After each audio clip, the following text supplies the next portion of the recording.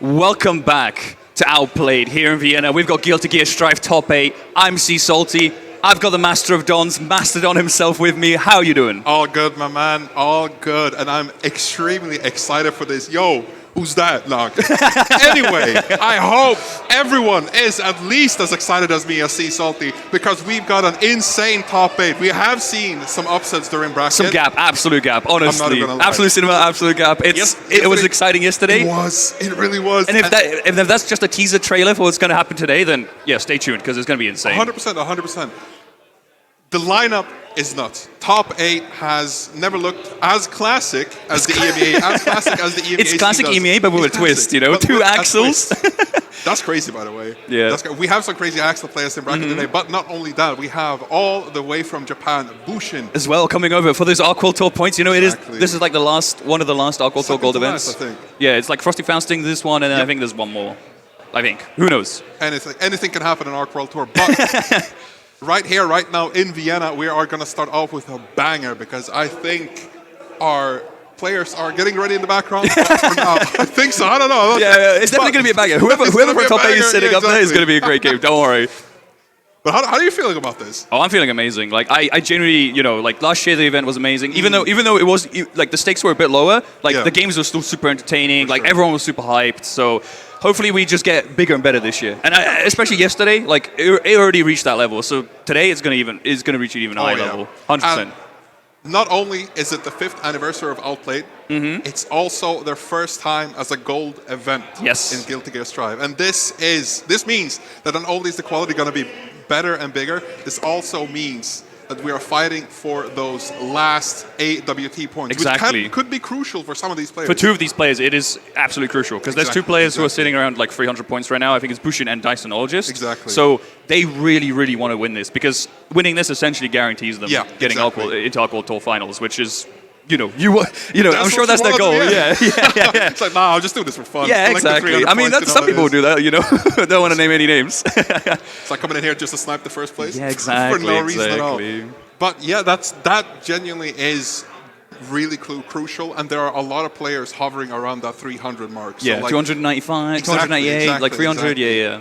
So this and Frosty Faustings will determine who will go to the AWT finals in Seoul and who is going to be staying home and watching that all from stream. But hey, at least they still got top 8 outplayed, which is they can brag about that. Listen, arguably that's more important. Exactly. You'll get the medal at least. Be like, yeah, I got top 8 and outplayed. Hell yeah. I'm the GOAT. Shout outs to everyone in the audience as well. Shout outs to everyone at home. Let's make some noise. Come on, guys. Yeah, woo! Let's hear it. Woo! There we go. We got some hype.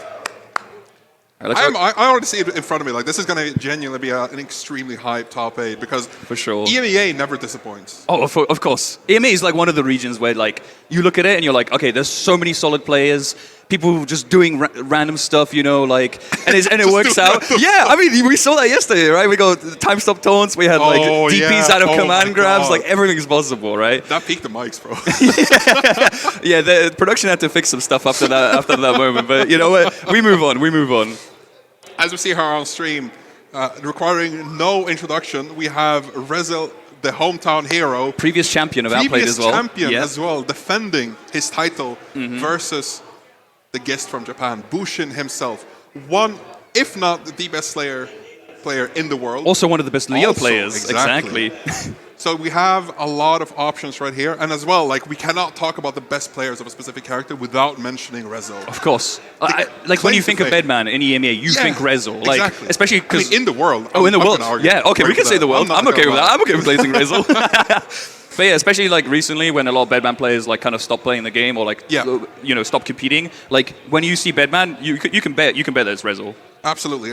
And not only Bedman, I was about to say Rezel, not only Bedman, but he has another character in his back pocket. Of course. Dizzy herself. Mm-hmm. And this is one, if I remember correctly, I think Rezel did run Dizzy in top 8 of Head Stomper. Yes. For a couple games, but that was before Dizzy got the buff, right? Or was that after the buff? That has to be before. So now he actually has a more powerful version of the character in his arsenal. Well, we'll see how it works. I genuinely don't know who or what character is actually good against either Leo or Slayer. I think with Bedman Slayer, Rezel's definitely got a lot of experience. I mean, he played against Voltan Tara's on stream yesterday, and he showed quite a lot of knowledge in the matchup. And with Leo, I mean, you know, Rezel's got Tave, you know, in his back pocket, ready for some, some matches, you know, some practice. So he's very familiar with the character as well. But that's probably going to be the. Both of the characters are very strong this patch, so it's going to be uphill battle. Like, I think the configuration can go either way. Exactly, like Leo Dizzy or Dizzy Slayer or like. But Bedman, it's probably going to be Bedman Slayer. Like they want to pick. You're in top 8. You want your comfort picks. But for sure. This is Rezel we're talking about, and Rezel, you know, he's the king of messing with your opponent's mind. I mean, you remember Head Stomper. You remember Head Stomper. Asking your opponent to switch the stage while you're switching to Dizzy. Like this guy just has every tactic in the book ready. So you know. Also, that was when one of the biggest upsets happened in Aqua Tour as well. So if anyone's going to make an upset against Seed 1, Bushin, it's going to be Rezel. I think so too, genuinely. But we have some other crazy players ready to play after the stream. Not only do we have players like Dazinologist and Crash from France, we also have people from Scandinavia. My main man, Forskern, who also got top 3 in BlazBlue. Shout out Forskern. Mm-hmm. A man of many talents. I see you nodding. Oh, we do actually see the Leo. Interesting. Yes, sir. I can see that genuinely because you have like Slayer's defense is not good at all. Yeah. You don't have any invisible reversals. And can't deal with projectiles. Yeah. You just feel more comfortable on defense. As we start the first match here, Rezel versus Bushin. Let's hear it. Let's hear some noise. All right, already off to a good start here. Bushin already controlling the screen with the projectile from Leo, but Rezel finally getting an outing in here, getting out of the pressure here, just being pushed into the corner by Leo here. Finally getting some pressure in. Wild Assault gets blocked. Bushin takes his turn, but doesn't confirm the 2D, so now it's Rezel's turn. All right, now we see another classic Rezel offense, the mid-screen. Good burst just to get off it. And what an airst. Take him all the way to the corner. Oh yeah, that's routing. That's optimal. Oh, goes for a reset instead. Back turn pressure. Can you block? No, you can't. Yeah, once Slayer gets started on that offense, especially in the corner, the back turn has been getting progressively stronger during the years. It's kind of crazy. I'm not even going to lie to you. Okay, blocks the error code. Patience from Bushin here. Gets to confirm. Oh, okay. 2-3 success. Forces the burst as well. You can't jump cancel flash slash, unfortunately. But now we do have the Rezel bed installed. This is Rezel's home turf right now. Oh, but Bushin does not care. He just mashes into it. Now gets thrown, so the time is going to go down for the install a little bit. Error code's coming out. Install's gone. One more interaction. Breaks the throw. PLC tries to anti-air, but doesn't get it. And Rezel takes the first round. A JS vacuum coming in clutch just to finish it off real quick, and already 1 round down. This has been crazy even. With this, like, Bushin negating that install almost completely. Yeah. All right, now we force the burst from Bushin here. Bushin trying to run through here, get into mid-screen, but Rezel catches it out. Corner pressure, DP gets Bushin out here. And now we got Abare again from Rezel. Pushes Bushin back in the corner, like you're staying in there, you know? Yeah, no, you ain't going anywhere. And now that's the classic offense. I love the spacing just to take care of the DP from Leo. Nice, using your head. Bedman says stay in the corner. Oh! Catches the mash. No! Oh, but drops the combo. Rezel, nice. but this error code saves his life anyway. 6P does not do enough. And that's Rezel taking game 1. Yeah, Rezel seems mad comfortable right now, genuinely. That spacing just to make Bushin not able to use that DP was crucial, I think. Yeah, it's also showing, I think, a bit of unfamiliarity from Bushin because Bushin's trying to up RA in these situations where Bedman's got an error code coming up or, you know, like a projectile's coming or something like that, where Rezel knows like he can just, you know, continue his pressure. Oh my god. Wait, that's the white wall assault though. Oh, it goes through! Counters the spoon tech. I mean, that's what people call it in the NBA. I'm just saying it how it is. That's fair enough. But yeah, we got more error code pressure coming in here. Bushin trying to dash block into the middle of the screen. But Rezel just keeping the pressure relentlessly up. But Bushin finds the gap with the Eisen Storm. Another Eisen Storm to anti-air. 2 bars for Rezel, but we got back turn pressure. Oh! BTK, I don't think that's safe. Absolutely Unfortunately, not. Couldn't cancel into the parry, and now we've got full Rezel routing with Wild Assault. Bushin actually bursted 1 HP. Hero burst or a W burst, because we get counter hit in the air now. Routing, back turn. Yep, that's the mix-up coming. Left and right, yep. Beautiful, beautiful setups here from Bushin. 2 resets here, both of them threatening like the low and high like perfectly. So Bushin definitely has those setups down. All right, just go straight up in the 2-way, immediately into the plus frames, but Bushin says no, sends a fireball straight back. The stance does not connect, unfortunately, but goes through the parry with the air stall, and now you have a full-ass combo through that counter hit. They're in the corner versus Rezel's Bedman, and you will not be getting out, says him. Plus frames on plus frames on plus frames, but manages to counter the Wild Assault with a That's the end of the Wild Assault as well, yeah, that's crazy. But yeah, now we got back 10 pressure, goes to the reset instead. Left, right mix. Can you guess right? Rezel cannot. We got another reset here from Bushin. Overhead does not get blocked. So we got positive bonus. But Bedman's got so much health, it doesn't matter. That was like 2 resets, and Rezel's still on like, you know, 10% HP, right? Oh my goodness, good 6 speed. That is exactly how you want to counter that specific. Goes for the super to control the screen. It is plus 10. It's pretty, like, so you essentially take your turn for 150 bar, which is pretty nice. But now, Bushin trying to catch Rezel, gets the projectile close range, but Rezel 5P's out. One more interaction should do it, and the deflect shield is too preemptive, and that's Bushin taking game 2. Complete reversal of momentum here. Speaking of reversal, like those DPs helped out. Oh my god. I think Bushin's kind of realized that, like, yeah, I can't really do 2 free 6S, I can't really do 5P. Yeah. I just need to find the gaps, because Bedman does have a lot of gaps in his pressure. Exactly. And I just need to find that gap, and I just need plus fast kick. And that's every Leo's dream, you know? Yup, exactly. And it reaches so far. Nice little burst just to keep Rezel in the corner. But Rezel managed to find the space to just get out. A massive counter hit. You don't have any burst to save you. And this is just going to go straight for the wall. No, he keeps the corner instead. Plus frames on plus frames. Trades with the DP. This is exactly what you're going to need to know. And a forward-facing fighter means that you're minus. This means that Bushin is stuck in the corner versus that 5D. Bushin was so patient, but the 5D just comes out and gets it. Like, he was blocking for a solid 3 seconds there. Like, but now we got screen transition here. JD gets blocked, but the second one doesn't connect, unfortunately, because Rezel just floated down a bit slightly too low. Gotcha. So that's gonna back Rezel another round. Again, another full swing here. Rezel already going in. Catches the flash kick whiff here. Going straight to the corner. Bedman Express. No, never mind. Goes for the reset. But Bushin's like, nah, I'm not taking any of the resets. Aizen Storm. I can't do anything but laugh. This is so incredible. Like, these DPs keep working. Yeah. Like, I think we've only seen one punish, and when it trades like this. Oh, the backdash BRC as well to like try to catch a whiff punish here from Bushin. Insane. But yeah, 6P now into the corner here. Tries to catch Rezel in the air, but doesn't BTP in time. So now we've got Rezel here. With one more reset, should be able to do it. Error code plus raise. Just wake up, Dust, and it works. Bushin, you are crazy. Yo, Rezel believes in that 2P more than people believe in life. That's crazy, and it definitely pays off as Rezel. Oh, Leo still lives. The gun. Oh, I thought that was gonna kill. Yo, I thought Bushin with the gold blast. Bro, Yo, RC into back turn, forces the YRC. Rezel keeping the corner. One more hit should do it. You gotta chip him out. But we got FT coming out from Bushin. Touching it out. 2 free 6S connects, but you don't have enough health, unfortunately. And that's Rezel taking game 3. 2-1 for Rezel right now. Spikes on spikes on spikes. Rezel's kind of face palming. He's like, cut this stuff out. Like, my character's kind of carried. Yo, don't. Yo, don't clip that. Don't clip that. Keep it off stream. That's so funny. I never said anything. Bedman's bottom 5. He'll come down to the comp booth if he wins to downplay the character. He did that at Essen Crash, so he'll do it again. But yeah, now we're back into the swing of things. Nothing too crazy, but Rezel catching the recovery here from the H projectile here, so not getting anything too out of it except for a burst, which is kind of major. But now we got some pressure here from Bushin, forces the burst from Rezel as well. So now no burst on either side. Any mix-up is going to be even scarier now. And do we get the overhead? Goes for the reset here. Goes for the low. Just keeps BTK. And now we go full confirm into wall break. Get that positive bonus. Get Rezel on the floor. And now you can mix. There's only one bar and maybe deflect shield on the table. But Rezel just wakes up throw. Reads the crossover here. That is a very tight manual timing that you have to be managing. Like, just to calculate in your head. It's a very strong tool, but if you mismanage it, exactly this happens. But Bushin recovers really quickly and is on the offense. Keeping it tight with the PRC, but Rezel counters up with the JD of his own. Now straight back onto the mist, goes same side with the JD, and now we're falling onto plus frames, and the 5D catching Bushin off guard again.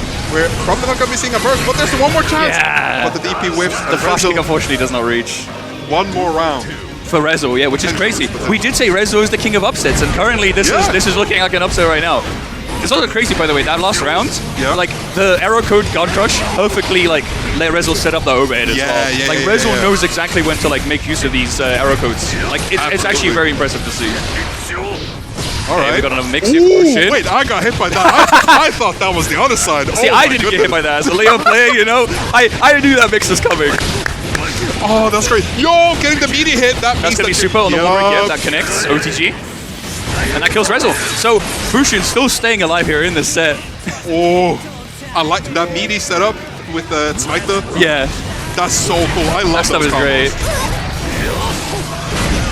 Yeah, Leo is like one of those characters where once you know the setups, the character's super scary. 100%. just does not have any opinions on staying on the right side of the screen. Just steals the corner with the Zweite just to get a guarantee into the back there, but now steals the corner back.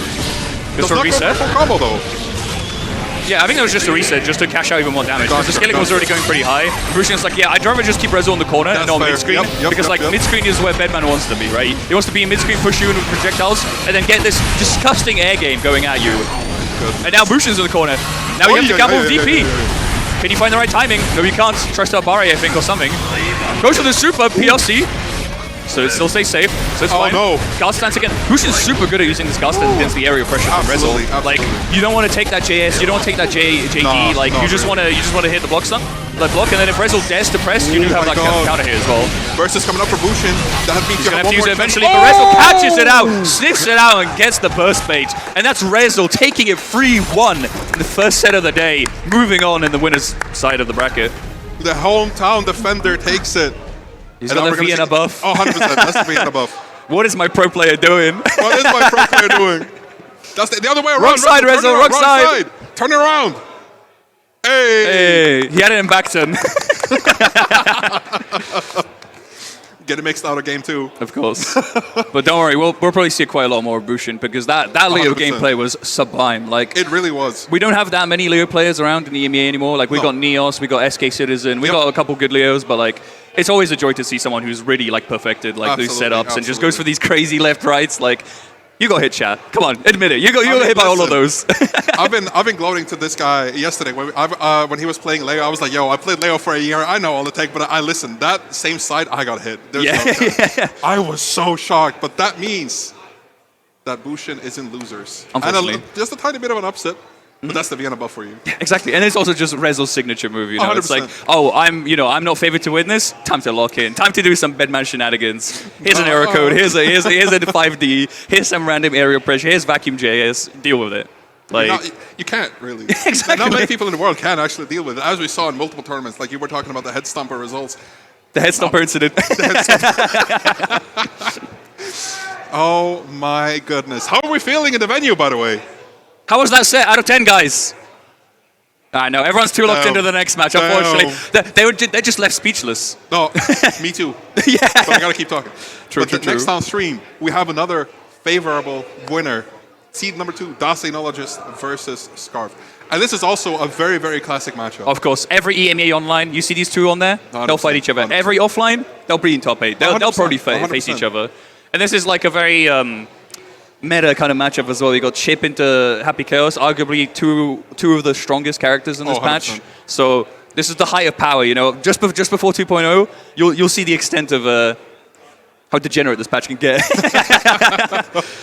Hey, listen, at least I'm glad that not every Grand Finals to top 8 match is Happy Chaos versus Nago, because we had that for like a solid 3 or 4 years. Exactly. But Chip versus Happy Chaos, I mean, I cannot tell you who, what, when, why wins, because these two players are at the pinnacle of the characters. Dacinologist has been here since Season 1. Scarf keeps evolving and pushing Chip forward, especially with that new rope trick. Of course. And every single time you say new, but it's been a year now. It's been a year. Come on. I'm that old. I'm that old.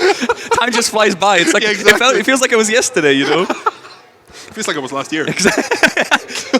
It was almost a year ago, I think. Yeah. But the rope trick, in my opinion, I said it yesterday, I'm going to say it again, honestly, the coolest move in all of Guilty Gear. Oh, yeah, it added so much spice to the character. The creativity that you have to, like, show is just...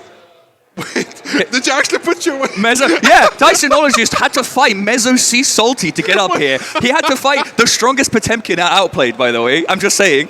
The only Potemkin at Outplayed. Sorry, I got so stunned like you got stunned off by Mezzo C. Salty. Shout outs to Mezzo Dojo.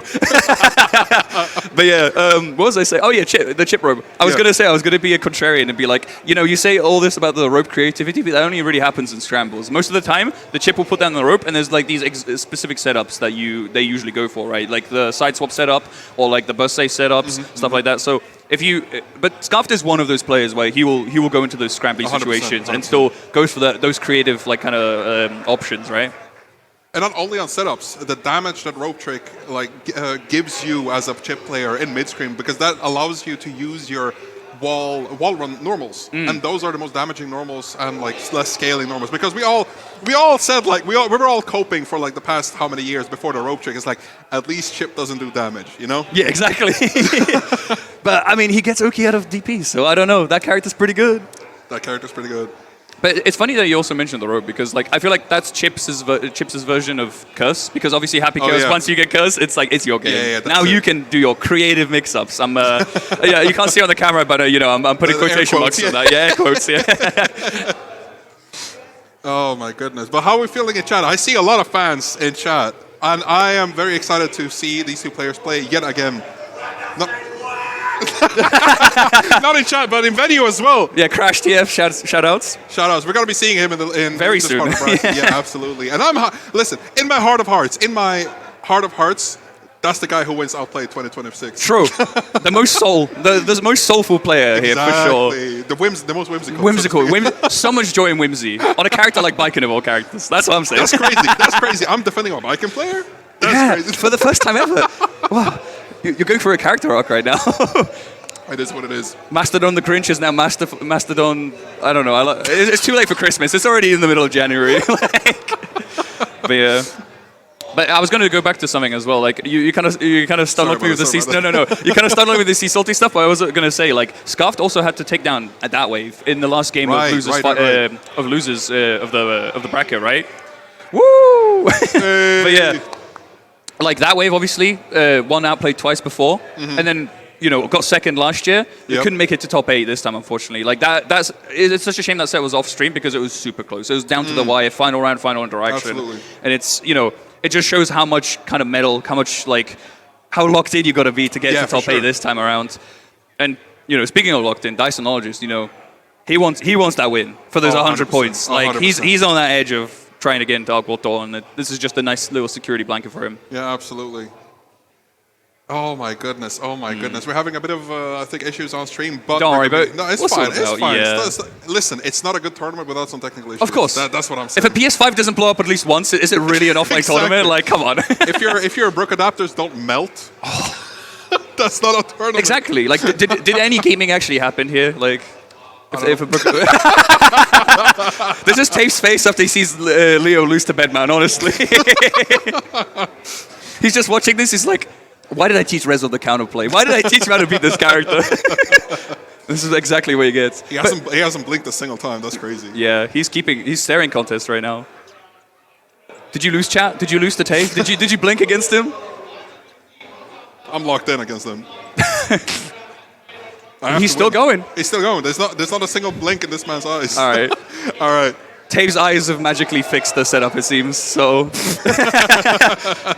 But yeah, everyone's like saying Joko spotted, like this player spotted, like that. It just goes to show again, like how stacked this tournament is. Like 100%. You look in the crowd, there's like a top player of a character. Like you see Tay for Leo, we saw David BSS, we saw Tube, we saw Joko, we see Crash TF there as well. Like everywhere you look, you can spot someone that's like an EMEA household name, Exactly. And speaking of EMEA, we got the EMEA Gold Burst here, signaling that it's a button check, 100%. You're just checking out. Obviously, the classic. You don't want to be caught, unaware. Oh, of your course. Buttons. You don't want to have it. No, your dash. You don't want your dash macro not being bound halfway through the match, and you're like, oh shit. Has that happened to you before? 100%. Have you? But here's the question: did you win this set even though you didn't have your buttons bounded? I'm just saying. I might know someone who did that. No dash macro, no RC macro. Don't even need it. Hell no. But. Ever since back in Season 1, these two characters have been very prominent throughout all of, not just EMEA, but all of the world. Happy Chaos, obviously, the devil of Strive, as many describe it. Never not good, apparently. Never not good. Oxus just love that guy. I mean, it makes sense. Cool. The character is cool, but like, you're not saying that when you're playing against the character. Like, speaking personally as someone who had to fight Dysonologist yesterday, like, you do not want to play against a really good Happy Chaos player because you feel super powerless. And right now, Scuffed is feeling pretty powerless because we got the scapegoat, we got the curse. Yeah, you try to kill the scapegoat, you get shot for it.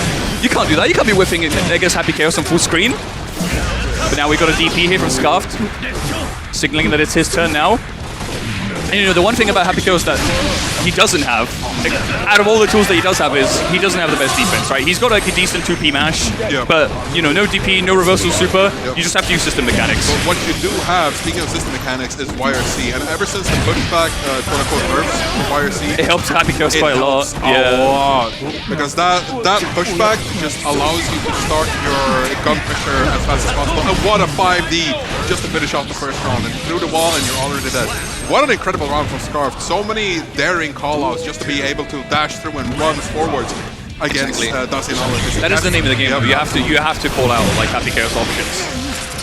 There's always RPS somewhere on the screen, right? Yeah. And speaking of calling out options, Dash Knowledge is finally doing a roll mix here. I think that was the first time they said as well. Like, he's very good at like not overusing that kind of mix-up, especially against characters who have like a very strong reversal option, like a DP or a Potemkin Buster or something like that.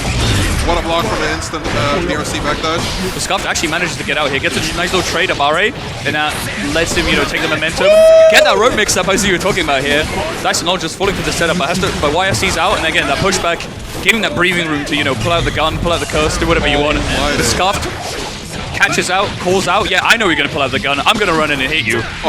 And then just goes for a cheeky little reset. It doesn't have the meter here to break the wall, and instead goes for a reset. Base the burst as well. This is going to be huge for Scuffed, because if you win this round now, you took Dyson Lodge's burst as well. Oh, but the 5P anti-air! Here's the tornado. The un-anti-airable move. Happy Chaos' 5P is one of those tools that is just incredible. I mean, what button does he not have that's not good? That's true. You look at his whole Dust Loop page, you're like, man, I wish my character had these kind of buttons. Oh, okay, the wall slump, unfortunately not timed correctly. Scuffed actually managed to get out and put Dyson Lodge in the corner instead. But now we're in full screen, Curses on the board. Scuffed has to block now for a while. Forces the burst as well. Hard knockdown. You're only on one interaction left as Chip, so you got to make every single interaction count. You have meter to keep it going. You have another 50, but the 5P! Dyson just blocks the wreck and then calls out with an anti-air as well, sealing the deal on the first game. Still super close though. Yeah, absolutely. That was an insane call out though. I was expecting Scarf to like keep it tight and like as risk free as possible. But he's like, I'm gonna reset. Yeah, no. I mean, he did steal Dyson Launch's burst, so even if he lost the round, it's still really good. So honestly, it was still the correct play, I feel like. Alright, we're just going for stagger pressure, the classic Happy Chaos. You have no bullets, but with the BRC. The slowdown tap dust actually, I think, messed up the blocking, because you saw Scuffed like standing block for a second and then he went back because he probably tried to fuzzy it. But the slowdown kind of messed up the timing, which is very interesting. What a 2K, catching the dash up from Chip, and now finally Dasi is using those long range buttons like 2S and 2K. And gunshot. And gunshot. Hey, listen. My favorite long range button, gunshot. Actually, you're kind of spinning. Oh, and Dasi just feels more and more comfortable for each second that passes. No concentration, and that means... Goes for the shimmy but gets caught out here by the 2K. Good stuff, good now stuff. Scuffed gets the setup here with the rope. But another call out, a 2K call out, this time from Dysonologist. Forces the burst from Scuffed. Scuffed goes for the wrecker. Dysonologist blocks it perfectly for Scuffed. Air dash in, catches out with another overhead. JP. But now we force the YRC. Dysonologist is like, it's my turn. I get to spend 50 meter to just pull out my gun. Now you're on the ground. But the shimmy here from Scuffed, catching the whiff throw. Oh, goes for another reset here. And this time actually gets the round. Alright, that's just going to be one apiece on the rounds, and I love how Scarf is actually looking out for Dasi's resources almost as much as he himself is doing, just calling out buttons and just being so offensive when you're running out of concentration and bullets. And now this pays off really well just to get that Chip positive bonus. We all know how dangerous that is whenever Chip gets going. Oh, what? Whiff punish with the 2D. Immediately answering with a burst from Dasi Knowledge. With that counter hit, it's just going to bring the momentum back to Scarf. This is going to be straight to the corner. You don't have the super. Will you just keep the corner? No, you just go straight through. Yeah, this time he actually goes to the wall break. Doesn't mess about. I want that positive bonus, and then just wins the interaction after the screen transition, and that's it. Evening it to a 1-1. Scuff just found the flow, found the timing, and like kind of leveled up his mix a little bit. We went from layer 1 to we're at layer 3 now. We're layer 4. I don't know, man. Listen, I can't even count that high. Oh really? No. Flow state has been achieved by both these players. What a piece. Literally anything can happen. What a force hit. Force the burst from Scarf immediately. managing to steal the corner back, tries to go for the air-to-air on the rope trick, but now you're going on the offense as Happy Chaos, so this is deadly no matter who you are on defense. You have the DP, but not if it gets Not in that needed. situation. Nah. Alright, Scuff, don't listen to this Mastodon guy. Do not DP when he tells you to. This is exactly why we don't have live coaching, you know? But yeah, the commentators should not coach. Yeah, we cannot coach, we cannot play, that's why we commentate. But yeah, Scarfed actually getting out the corner here with the rope. Goes to the Wrecker here, into the super hard knockdown. But you know, your health is looking dangerously low, right? So Scarfed cannot afford to make any mistakes. You don't have 50 meter, you don't have burst. Backdash does get caught here. Burst gets spent by Dysonologist. Low shimmy here. The gunshot's still going off, even though Scarfed tried to call it out. I saw the glow, exactly. That was for the burst bait, but that means that you are allowing Chip to go for the mix in the corner, but again, that wire C is guaranteed to hit at certain points, and Dustin has been saving at least 50 tension for that defense. Incredibly every single time. You can't let Chip just have his turn forever. And speaking of having his turn forever, we've got Rope in the corner right now. So Dysonologist trying to FD out the Scarf, finding a gap in his defense here, and now we get never give up, or whatever he says. Never give up. Hard knockdown, positive bonus. Dyson's been in this situation so many times, but goes to the command grab. Aura farming here, calling out the block. That's crazy. Tap dust. That's crazy. Into the wall break. What a clean round. Command grab into tap dust. This is some like disrespectful diamond gameplay right now. Hey, I'll have you know. No, I'm kidding. But that just goes to show, you know, sometimes you got to go for the basic mix, you know, because you won't expect it. Just a raw 5D off of Wake Up, that's crazy. Just the check real quick. Oh, Goomba Stomp, that amazing confirm just lets Happy Chaos send Chip through the wall, but no! Tries to catch the wall unstick, but Scarf still gets the hit, but it doesn't really matter because Dysonologist takes back the momentum here, goes for the into the wall. Shoutouts to Tiger Bob. And then we got the curse on the board. Goes for the kick throw instead. Very nicely done from Dysonologist. 2-1. These rounds are just going super quickly because both of these characters, once they get like one hit in, they take an inch, you get a mile.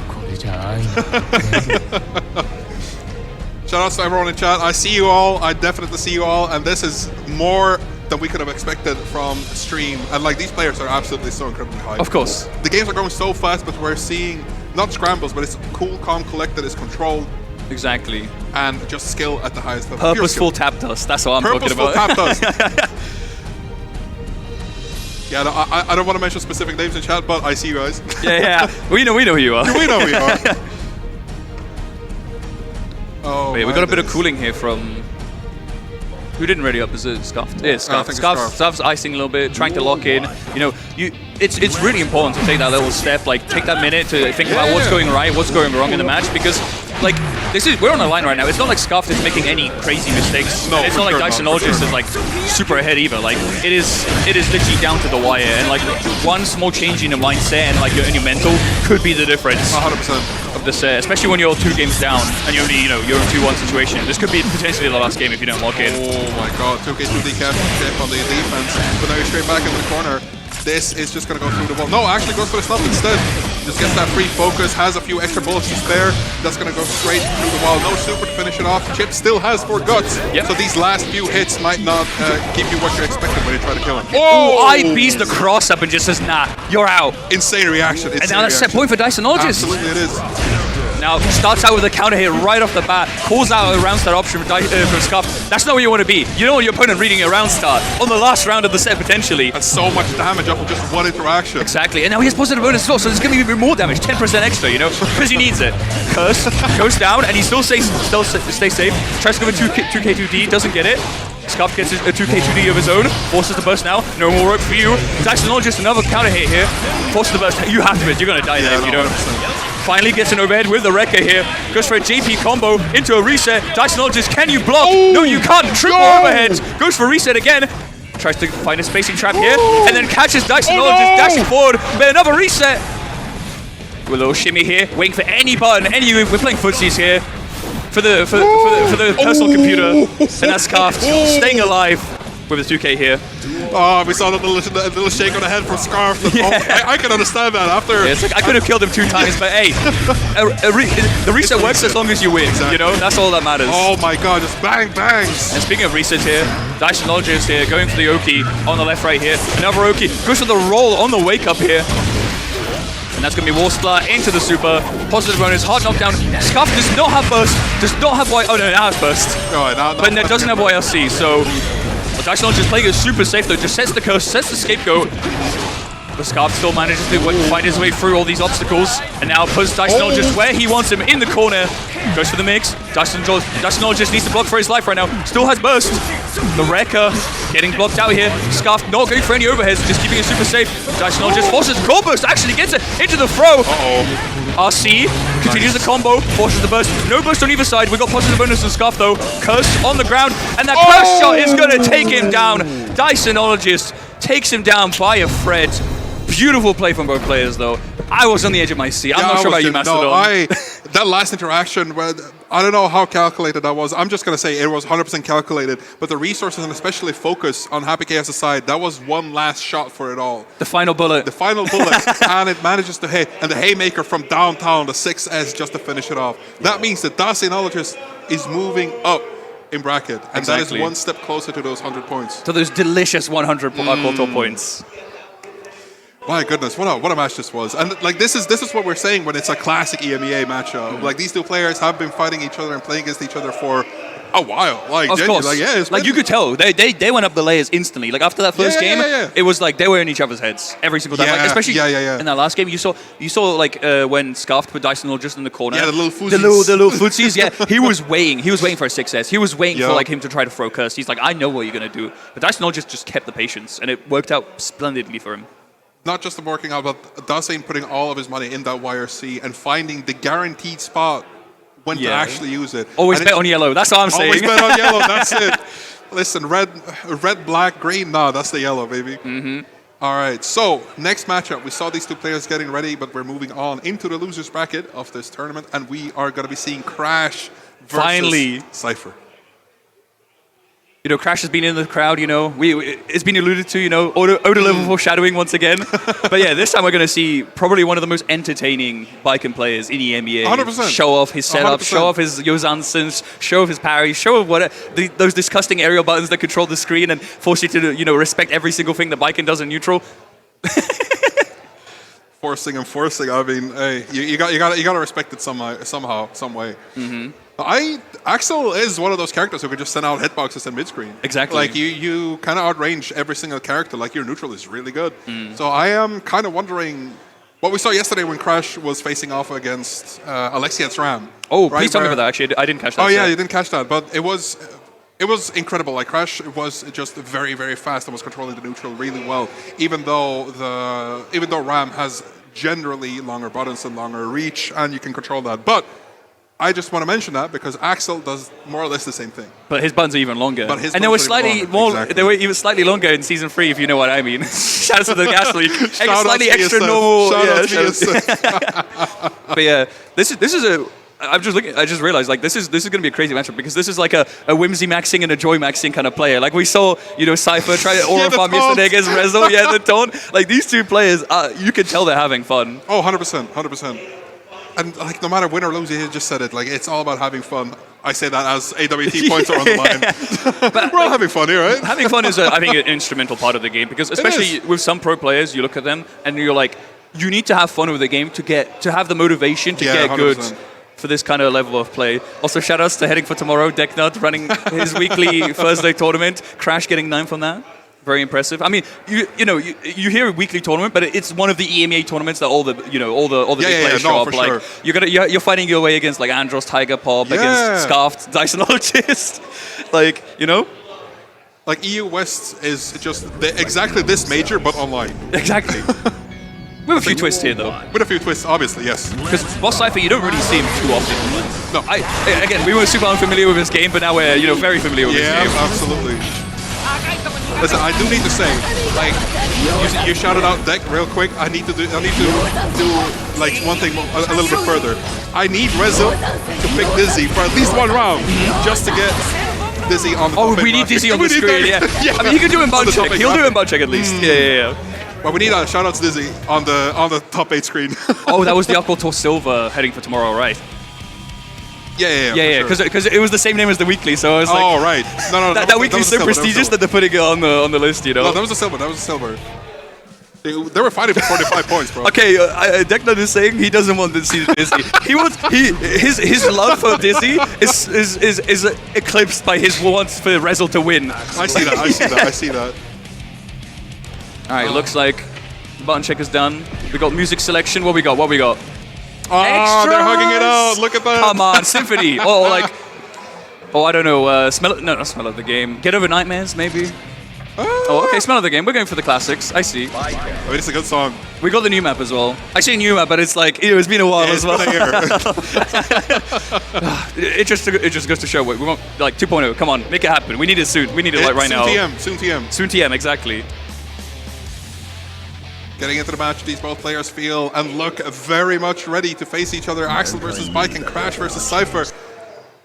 This is losers, so that means whoever loses, you're out of the tournament. Exactly. So you don't have room to taunt during time stuff. But maybe that makes it even more of a power play.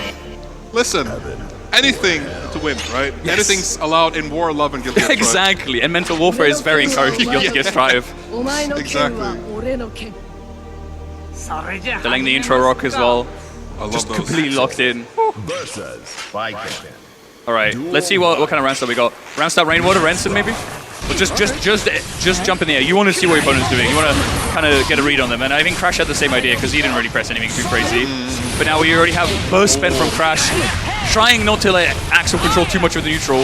Dash blocking for his life, trying to get in.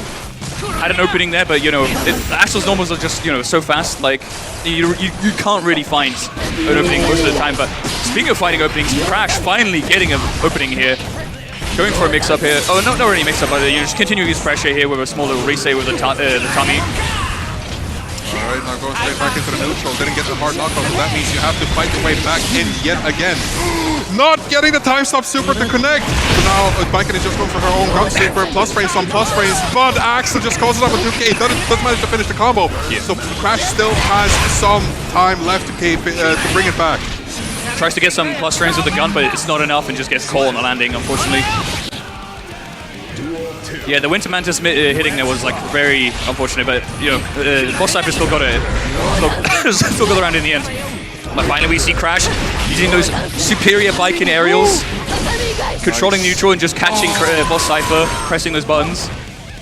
That's an unfortunate draw because you really want super against characters like Axel who just have better neutral than you. Because you want that hard knockdown just to keep the wheel rolling. You do not want to bring back neutral versus Axel. Yeah. Because stuff like this can happen. Like, look at the damage and the confirms. Axel is a monster right now. We had 2 full bars as well after that wall break, so a lot of options on both players' sides. Boss Cypher already spending almost all of it. Try cash out, stay safe. But we got finally rope mix-ups here from Crash. Gets the Yosansen, and that's going to be the round for Crash.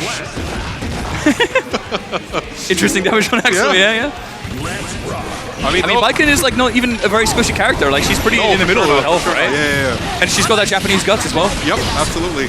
For guts is nothing to scoff at, especially on a character like Biken, where you have that higher effective HP. But Axel's damage and confirms you can just do anything from anywhere on the screen. 2P, 5P, like you go into the bombers, and the scaling is just off the charts. But finally finds the bar slash that they so sorely need. Forces the burst as well. The Cypher does have 2 bars, so his turn's going to be continued for a while. But actually, Crash it now. I'm pulling out the gun, but the gun shot actually misses. So Cypher still has the corner. Finally gets the overhead. Confirms it the wall break. Last second burst, hero burst. I mean, he has to burst this last round, but still gets caught by the 2K. It was, it was definitely a hard fought battle for the Cypher, But Crash, I think he might need to take a couple seconds. He's juicing up with the drink. Yeah, juicing up is crazy.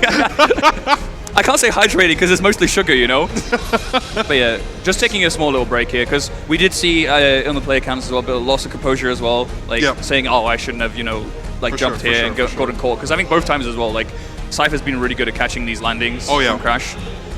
because especially biking, like you want to be in the air. Your air buttons are so good, like they just dominate the neutral. Like you try to counter poke and you get counter hit, and then you you get put in the blender. It's not a good sight. You have buttons like 5P, you have 2S, you have your JS, anything to control like an extremely wide space on the screen. And as we both said and noticed, Viken has a little bit of trouble getting in. Yeah.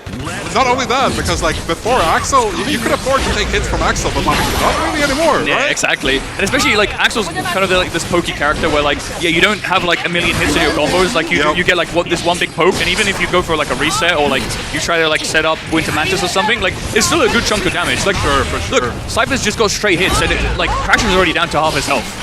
Just from all these straight hits. Oh my god, and now this counter hit is going to steal the deal. Command grab as well. It's probably going to go for the wall break. Yeah. No super, but doesn't need it. Just 5P, really. Go straight for the wall. Next stage. Because you're already at this position through the wall. At that position, you're already winning as Axel. Exactly. And you want that positive bonus. You want that meter. Exactly. Like Cypher is just so good at using like PLC and BRC. Yeah, for sure. Just to like mix up his timings, you know, like go for these like risky like pokes and still stay completely safe, because like you don't want Viken catching you out with hands down. All right. Cavalry pressure. Yeah. Plus raise for the S cavalry to not get caught, and this is effectively a command grab. Goes to the OTG instead of the mix. Just wants that positive bonus. Takes a second to get a smidge bit of meter as well. Crash showing the little optimizations here that do actually make the difference in this level of play. Really patient on the landing this time, doesn't press anything, just waits for the 2K hit from Axel. A button that you definitely have to respect. Goes for the burst bait. Boss Cypher not biting though, but it's still probably going to be a kill for Crash, right? Unless... 2 RCs, the scaling doesn't do it. Okay, Viken plays might be right. She might not have enough damage. Hey, relax. Okay, no, I shouldn't be downplaying this early. My bad. Listen, a bit further into the bracket for sure. Yeah, for sure. We got you. If Crash starts winning, then we can start downplaying. Yeah, for sure. Nice, finally run up parry. Yep. That's the S rope backdash. One of like the active defense from Cypher, but Crash finally managed to hit find that hit. Didn't get to press up to the IB, so it was still Viken's turn, unfortunately. Gets the 2K 2D into RC combo. Using the rope to his advantage, actually getting a routing here that I don't think you normally get. I don't know about that, but what I do know is Crash is through the wall and you're already in a winning position as Axel. Oh, what a trade confirm! What? We get the time stop for Crash. Doesn't go for the taunt this time. Just goes for the reset into the throw. Tick throw. Oh no, actually it was Viken. It was back throw. Goes for the double overhead and connects. Oh, no! The reset actually costing him the round there. I was so sure Cypher got that throw. No. Viken got that. Don't worry about it. Crash still in it. Yo, listen, he's juicing up. Yeah. He's got that sugar. He's got that glucose. He's got that blood pumping. He's ready. I like that. What a piece, and it feels like we're seeing some signs of life from Crash, finally managing to bring it back a few times. So finally, we saw that parry connect, and that it was crucial. It definitely gave him the momentum swing, because you got that knockdown, then he got the rope mix, and then even after Cypher took his turn back, he just said, "Yeah, I'm just gonna wake up back throw and then win. Why not?" Yeah. He just decided to win. Whatever, just a casual Sunday. You know how it is. Yeah. Some people might call that a fumble TK bomber. I'm just saying it was a reset for the aura. 100%. Yeah. Just taking a little breather. You have time to collect yourself, maybe change the song, on your phone. Exactly. And then we'll go straight back into I like the icing from both players. Like, last set we saw pretty much, except for that one game, everyone just instant rematching. Yeah. But now both of these players just taking the mental reset kind of, Yeah. Like both of these characters do kind of put a mental toll on you. Like Viken and Axel, absolutely. It's too much. The mental stack is very high, especially when you're in these the full screen situation against Axel, or you got the rope mix from Viken. Yeah. And speaking of rope mix, I think Crash might start going into one of those after the reset, maybe. Yep. No, goes for H cavalry. Oh no. Base the super. Was Crash pressing? Yeah, he pressed 5P. That's so unlucky. There's a very well placed super just to get out of the corner as fast as possible. He's like, I've got my own super. And this one is going to hit. And he's got another bar as well. So he's going to cash out fully and get the kill. Clean play from Crash here, just running in, finding that button. Sometimes you need to run up the super. Just run it. That's the name of the game. You got 100 bar, might as well. It's safe, right? I'm saying. That's what I'm saying. Exactly, straight to the point. And now, Boss Cypher playing the neutral super carefully, just jumping around, looking for Crash to press any button, and goes for the OTG here. Tornado. Cavalry hits through it though, so Crash misses the Oki though, and actually gets 2K 2D'd again by Axel. Redson keeping the pressure here, but the H Cavalry connects, and now Crash goes for the empty jump throw. Cypher sniffing it out though. trying to control the space. Finally gets an opening. Spends the meter. Goes for a Winterman to set up here. Into the wall. This doesn't miss the TK bomber this time. Gets the wall break. Crash though, BRC just looks for what Cypher does. Goes for the throw here. But the gold burst breaking the rope, giving him positive bonus. Time stop. Doesn't convert, unfortunately. Oh! Stops the gun! And then just goes for the double jump into the bomber. A little bit of aura farming there as well. That was like the last frame before the gun came out as well. He was ready. I like that. Very defensive use of that super, but now we're going straight back into the next round. Goes for the H cavalry straight to the tornado. You cannot do that on those ranges as Axel. Now going for the plus phase to finally getting that throw. And this is going to be a lot of damage on the corner position for Viking. Another H cavalry setup. Goes under with 2K! The low profile on that move is insane. Oh no! Like shield into the rope, but still doesn't get his turn back. You know, some characters have infinites when you do that, but I guess Axel doesn't. Oh, and then crossover Johansson gets nuts. the game for Crash. That was beautiful. Crash was just on a roll that game. So we are in the potentially like the final set of this. Or sorry, not final game of this set. Final game of the set. Ordering. You're just so awestruck. I'm so awesome. I mean, to be fair, like again, this is like Cypher's bread and butter. You know, you go for these time stop plays, and then we're just completely stun locked. So no, I'm stun locked by Le Massif. Yeah. I'm stun locked by Chef. Oh my god! But this is also that they're contending not only for going further into the bracket, but they're contending also for the 6th or the 7th place.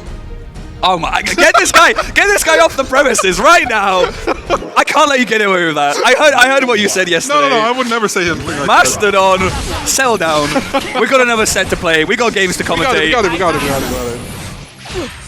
Alright, so controlling the neutral very, very well, and Axel just trying to go for the same old, you know, what works? It works. No, just pressing buttons, but not pressing tornado mid-screen, because we've seen Crash watch out for that tornado and instantly just go for the H cavalry, because that disjoint just goes straight through it and hits Axel, you know? Yeah, exactly. That is incredible, because Crash is keeping the distance exactly where he needs to be for that H cavalry to hit through stuff like the tornado, and also in the range where if you parry, you can dash up and continue that pressure, and this is paying off so well. Already a lot of damage, and finally getting that super hard knockdown through the wall. TK Johansson seals the deal as well. That's set point for Crash now. I just want to point out that previous wall break was just from a 5p anti-air. I'm just saying Viking kind of gets crazy rewards. Whoa! That was like a dash of 5p anti-air, yeah. I like that. But yeah, now Cypher, you know, he's got his back to the wall, even though Crash is literally the one in the wall. But you know, metaphorically, but physically, they're kind of in different states. But now parries the long range normal, and that's Crash's way to get in. But unfortunately, again, the low profile makes the Johansson whiff, but it doesn't matter. Crash going for a tatami setup here. RC's waits for the burst. Doesn't happen. Cypher blocks the Johansson overhead this time. Stuffing out any approaches here from Crash. PLC to anti-air, doesn't get too much off it. Crash here playing super patiently, waiting for Cypher to make any mistakes. But the parry slightly off timer, unfortunately. And now we got a huge counter here from Boss Cypher. Crash probably going to hold on to his burst, but actually doesn't need it because Cypher went for another reset, but still seals the deal anyway. So the reset worked out. And now, final round, burst on both sides, so anything can still happen. Absolutely. Crash is just walking back, just trying to get some air, trying to breathe as much as possible before Cypher goes and throws all those moments out. Not in the range for that H cavalry, but now that means that you're with your back to the corner against Axel, and this is exactly where he wants to keep you. Has the chance to convert into crazy damage with those Axel bombers. The Renson whipping and then the pullback catching Crash. Crazy. Well, that's just insane, like awareness, you know. Like Boss Cypher saw the instant Ed Ash, he's like, okay, I'll just go for the close option. But the Winter Mantis now finally getting caught out here with Ed Ash from Crash's, like Crash's Ed Ash of his own. Jesus, I cannot speak. Finally managed to find that hit into the super. This is going to do a fair amount of damage. If it doesn't wall break, that's going to be an insane position for Crash right now. Goes for the 2D and then just keeps it patient. No, the JS. He was waiting for some kind of a parry or something. But it doesn't really matter. But it does make him use up his burst. But he still gets the corner, still gets the set, and that's Crash knocking out Boss Cypher out of the bracket with a clean sweep. They hug it out. Let us see it. Let us see. But yeah. It's crazy how that break, you know, that little momentum swing, the glucose install as we like to call it, just completely reversed the set because Crash was looking down on the dumps after that first loss, and then he just came back. We saw him smiling, we saw him rubbing his hands. He was like, I got this. No, he got this. And that means that Crash is moving on into the 6th place at least. Exactly. And Cypher is unfortunately out at joint 7th place. Still got some Aqua top points, so you got bragging rights. Yeah, you can 100%. talk about game balance. You can downplay Axel all you want. No, don't worry okay, about it. not that much. People will grill you on Twitter, but you know. But, oh my god, this has been... Like, we're only like, how many 3 matches? games Like, in. 3 games in. That was the first game of losers. We still don't have the other game of losers. And we're already losing our minds. Like, I hope you guys are as well at home, because, man, these games, man, this is the actually peak Guilty Gear Strive right now. Absolute cinema. But next game, it is going to be another Axel, actually, versus Foshkun. Foshkun, yeah. So either Gold Lewis or Zato 1. Yeah. Now, I have been told by Shocker that he is very bad in the Zato matchup, because he was yesterday when he got through to top 8. Oh yeah, we got the shout out to Blaze Blue. Is it real gold? Fake gold? Did it bend? Are there teeth marks on it? No, it's real ice. Don't worry about it. It's real. Don't worry about it. But yeah, I was saying, like, Shocker, you know, as he got into top 8 on that last game and loses, he was like, man, I'm dreading this Zato matchup. So hopefully, you know, he had 24 hours to do his homework. Let's see if he did any. 24 hours. The last session cram. Yeah, the last session cram. Pull up your best Zato player, except there aren't any in EMEA. So it's like, who are you going to call up? Forskud? You're going to call up Forskud for counterplay? No, you gotta pay for what's he called? Jonathan Tene's Jonathan coaching session. You wanted to medify his coaching sessions. Yeah, that was his last 24 hours. He paid for a full 24-hour coaching session from Jonathan Tene. I like that. I was gonna say he could have called up Sechi, but Sechi wasn't gonna tell him anything. He was gonna be like, "My character sucks. You just gap." Exactly. Just press forward slash, bro. It's that easy. Just press forward slash. Just kill Eddie. Just 5p Eddie. It's all that you need. But yeah, Shocker. Oh yeah, Shocker got 25th at Evo. Yeah. France, absolutely. Very impressive. I mean, again, like you see 25th and you're like, you know, it's not top 16, but like Evo was like, you know, the tournament that was like insanely stacked. 572 players, that is kind of nuts. But yeah, Foshkun ending up just outside of top 8 at Head Stomper, got top 8 at Outplayed last year, of course. And now again back with a big stage. But his kryptonite isn't here. You know, that wave is gone. So the person who knocked him out last time is not to be seen. And it was funny, actually. We saw Crash's placement. Not Crash's, sorry. My mind is still in that biking game. But no, I'm saying we saw Shocker's placement in Outplayed last year, right? Yeah. Top 17. He's in top 8 now, and this is arguably even more stacked Outplayed. Yeah, it just goes to show, you know, Axel low. He's kind of good now. Yo, Axel high type beat. I'm just noticing, you know. I'm just noticing. Is this actually gonna be? Yeah, it's gonna be the Zato. I think Mastodon might be the go. Shout out to Rush. I wish it could be here, but next major for sure.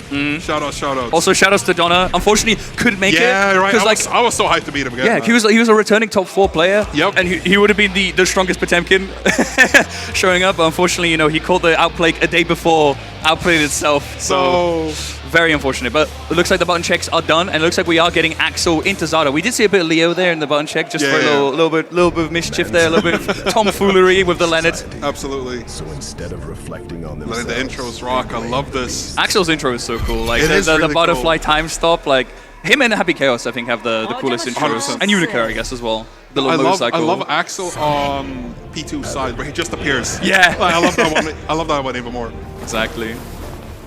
Yo, but Zato though. True. Imagine if Forskud took the co-op at the same time as well for the aura. That would have been sick. That would have been a power play. I think if I was sitting in the player's booth at that same time, I would have been like, I'm cooked. Like, get one of your homies to do it for you. Yeah, true. Oh, yeah.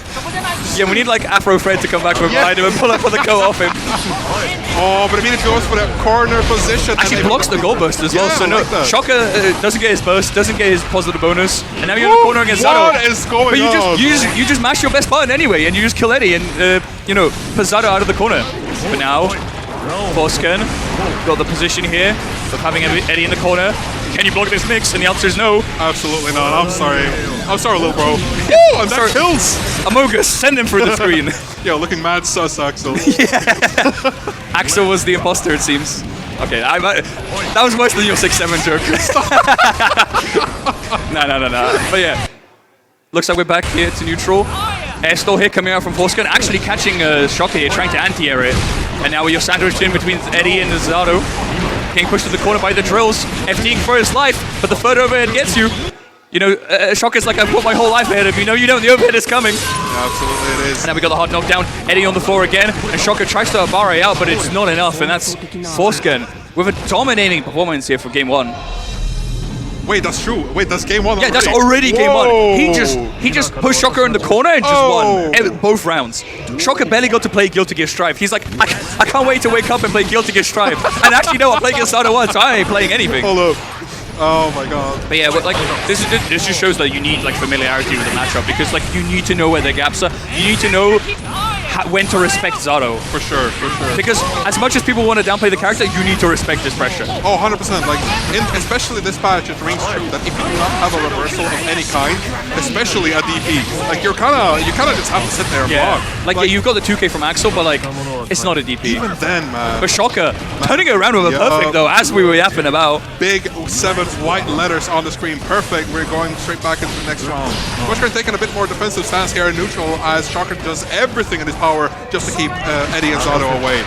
Ooh! Tries to go for the start. So now no burst on Shocker. We saw this once before.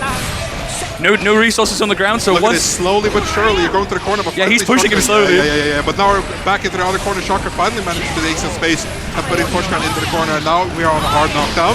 I like this spacing as well. Zato can't do anything. He can't press any buttons, yeah. Like, what are you going to do? Oppose drills? Yeah, exactly. Like, break the law? Like, none of it's going to work. And now Shocker just keeping Forsken in the corner, but Forsken actually manages to dash out, putting Shocker in the corner. Shocker forcing the YRC, killing Eddie. He's like, I need to get out of here. I need to spend my resources. I don't want to block your bakes. Goes for a cheeky little burst bait there into landing 2K. And actually the spin, like the Redson killed Eddie and the spin kills Zato. Hard call out on the Rainwater. And now we're straight back into the corner with the Oh, air but gets the air. And that's Shocker evening it out. Complete momentum swing here. The Jonathan Tene in his earpiece, working out perfectly. Telling him what buttons to press. Keep him in the corner. Keep that spacing. Shout out to Metafy. I like the hard call out on Rainwater, but Shocker was so ready for that air too. He was ready. But now we got Zato tanking hits without a... That's Oppose or Break the Law. I keep forgetting the names of the moves. Oppose, yeah. Very impressive move. Opposing, you could say, in the neutral. Hey. Incredible option right now for Zato. Oh, Shocker misses the time stop, unfortunately. I was so sure that was going to be a confirm, but it doesn't matter. Zato gets caught dashing with the rest. That's another perfect. Shocker's just on a roll. Forskan needs to talk to a real one himself. Yeah, exactly. Alright, now we're going straight back into the hard knockdown. We are seeing a deja vu situation of the past few rounds. Yeah. Shocker has completely switched it up and just very early bursts just to keep that momentum and the distance. I love this so much. Look at the damage as well. It's stacking up real quick. Oh my goodness. In the corner. We do have Burst and YRC on the table here. Forsken goes for the BRC to try to see what's happening, but the unseeable low. 2K is too fast, where even with BRC to slow down, he didn't see it, and he still got hit by it. That's kind of crazy. What is going on? I was so sure this was going to go the complete other way, but now we're already on 2-1 and a counter hit just in the beginning of the force of the round. burst this early. Oh my Mastodon, goodness. you know, I feel like this matchup is actually, this is literally Shocker trying to get out and Forsken trying to get in, and whoever does it successfully wins the round. Yeah, that's what it seems like. Absolutely it is. That's the name of the game versus Axel. You have to get in as fast as possible. Oh, nice little jump away from the command grab. And now you're just trying to fly away, but Axel has that deadly 2S to keep you like blocks down everything right now. Insane defense here from Forsken. Oppose catching out the 2P here, I believe. Shocker actually oh no, this is gonna be a lot of damage. I think that's just straight up death. Yeah. I'm noticing, bro. Yeah. You know what's crazy? They clashed as well. That was like an anti-air into air clash, and he still got a confirm off it, and he killed him. The Zato, the actual damage is just kind of high, but then again, it is Zato. He's the lowest health character in the game. Absolutely, but we saw the same damage on Baiken as well, and you listen, Forsken is already on that low HP. You have only like 1/7 health left, but now finally managing to find an opening that you so sorely need, and you got the super as well to get Axel through the wall. Burst is racking up real quick. You have the YRC available to you as well. No, but the Pierce goes immediately for it, and now you're in the Zato blender. Yeah, I like this Oki as well from Forsken. Setting up Eddie, not getting super close, so he didn't get YRC'd, he didn't get like busted or anything. I like it. Duel 3. But yeah, that's a 5K stuff out here, I think, for Shocker. We are on set point, by the way. Like, these rounds have just been going so fast that, like, we're almost potentially at the end. Shocker trying to fight his way out of a pose, but this Zato pressure is deadly. But the Gold Burst killing Eddie, giving positive bonus to Shocker. This is an insane momentum swing. The left-right mix and enemy mix catching Forskin here out. Looking at 100 tension on Axel's side as well. This is looking very deadly for Forskin. You're only one situation away from death. You have that burst, but through that grab, you cannot do much. Forces the burst, has the burst here. Opposed, catching Renson, and that's going to be a counter here from Forskin going for the reset with the Sun Void. 2K just killing Eddie. You just spent 50 meters to put Eddie on the floor, and he just gets killed. And that's Shocker taking it out. Damn, what a turnaround. Wow. 3-1. And it looked very deadly in the beginning. Like, Forskin started out so strong. Yeah, but then Shocker, you know, the A-piece worked out. We have to look in real quick. But yeah, that's crazy though. Spending 50 meter to put Eddie on the floor with like a small but plus frames and it just gets killed by one normal. That's so sad. I mean, that's the benefit of having such a long-reaching 5-framer as well. Yeah. Like, you can... And low profiling as well. Like, that move is just so it's good, really, man. really good. And you have so many options to defend yourself and just like, I was about to say oppose. No, but contest Eddie at kind of insane ranges. And the Pierce tech was, like, everyone knows this since back in Season 1. You can press a button in between the first and the second Pierce, and Axel does it so exceptionally well. Certain characters can have to only IB that, the first hit of Pierce. Well, DP, you know, if you're privileged enough. Listen, DP works, always. Of course, always Eisensturm. But now, we're back to Le Massif. Shoutouts to Wheat. Shoutouts to Wheat. Winning the MENA Silver Aqua Tour event. Yeah. 45 points on the line. Pretty good. 45 points. It was 50 or 45, one of those. It was right about. But yeah. So straight back into the Viking versus Chip. And this matchup, it's going to be interesting. Like, both have incredible offense, both have incredible defense. Yes. So whoever catches the other one first, I mean, Chip definitely has the upper hand in neutral. Oh, for sure. Chip has the speed. Chip has the better like close range normals. But Viking definitely has the better disjoints and potentially probably a more threatening mix as well. Because like as much as you know we glazed rope a bit, like Cabaret is just really really strong. Like Escabaret. Absolutely.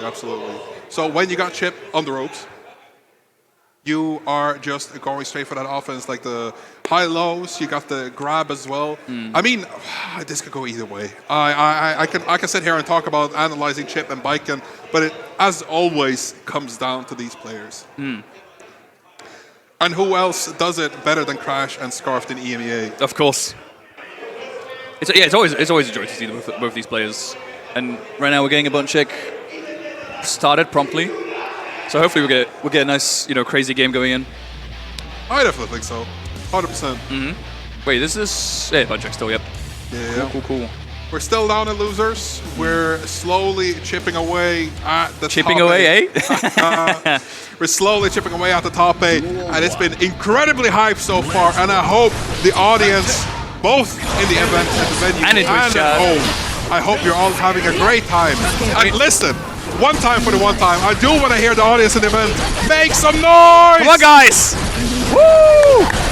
All right, that's good, because I was about to say Twitch chat's been a bit louder than the audience here. No. You guys can't let Twitch one up you guys. Come on, like. Twitch chat has been kind of high, right? Yeah. It's been kind of funny as well, But yeah. All right, looks like the button check is done, so we are going to get straight into our game. Both players just so locked in. Yeah. Crash still a bit of a smirk. He's ready. He's still joy maxing. Yo, the day tips the hat as well. Listen, he's ready. The day we see Crash without a smile on him, something's crazy. I mean, that's the day Viking gets nerfed. That's the day Team Fortress 2 shuts down. No. Juicing up right before the match, and we're gonna jump straight into it. I am expecting explosiveness. Yeah. 100%. Both characters are fast. NSXE, shoutouts! Yep.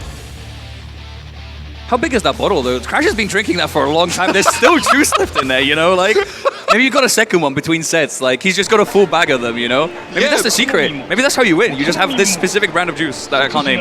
It would be funny if you just, progressively had a bigger and bigger bottle. Yeah, Every time he brings like a 2-liter jug with him. He just starts chugging it. That would be crazy. I'd lose on the spot. I'd just give up.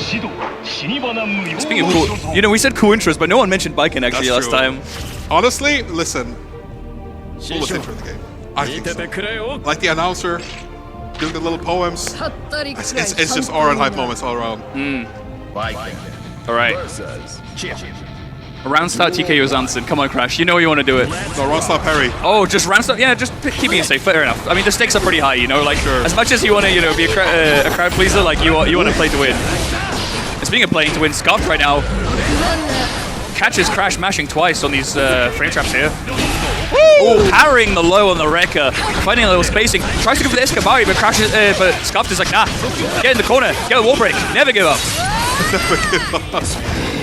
Scarf still has burst on his side, but Crash game is running that 50 tension, but it might not matter because already built our meter. That combo dropped unprecedented. But now we're going right back into it. He's trying to go for the gun. Presses it against the gun. He's off. 100%. Maybe you try to air block it actually to mitigate the guard crush. Alright, Scarfed, slowly inching his way closer, taking his time on the Rekka, doesn't even go for the overhead, doesn't want to risk getting parried by Crash here.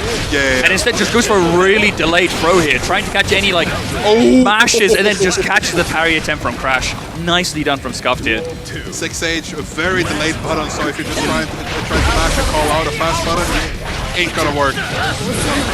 Pretty scaled combo, but you have taken your opponents first, especially in this position when you're with your back against the corner. You do not want to be here against him. Yeah, Scuffed making full use of the rope right now, getting every single mix-up he can out of that entire rope duration, and then finally getting the coast-to-coast corner here on Crash. Wall break, positive bonus. Crash, we are seeing it, trying to catch someone in the air, and actually does catch Scuffed.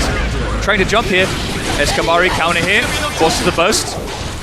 Opportune time here for Scuffed. Looking for the tatami mat there. Now we're playing neutral here. Both players just pressing the longest buttons right now. Scuffed cashing out on the Rekka here. Crash, insane defense here. Gets caught with a 5P a little bit, you know, through his defenses here. Oh, but the slow overhead into a command grab. No, it's not even a slow overhead, it's a fake overhead. Yeah. You saw the startup and he's like, nah, I'm just going to cancel into command grab. And that's going to be Scuffed taking game one. Scarf kind of vibing, look at that. Yeah, but Crash is getting more juice. He's getting more glucose. Oh, that's the glucose and stuff. Yeah. I mean, again, the more he drinks, the better he plays. That's true.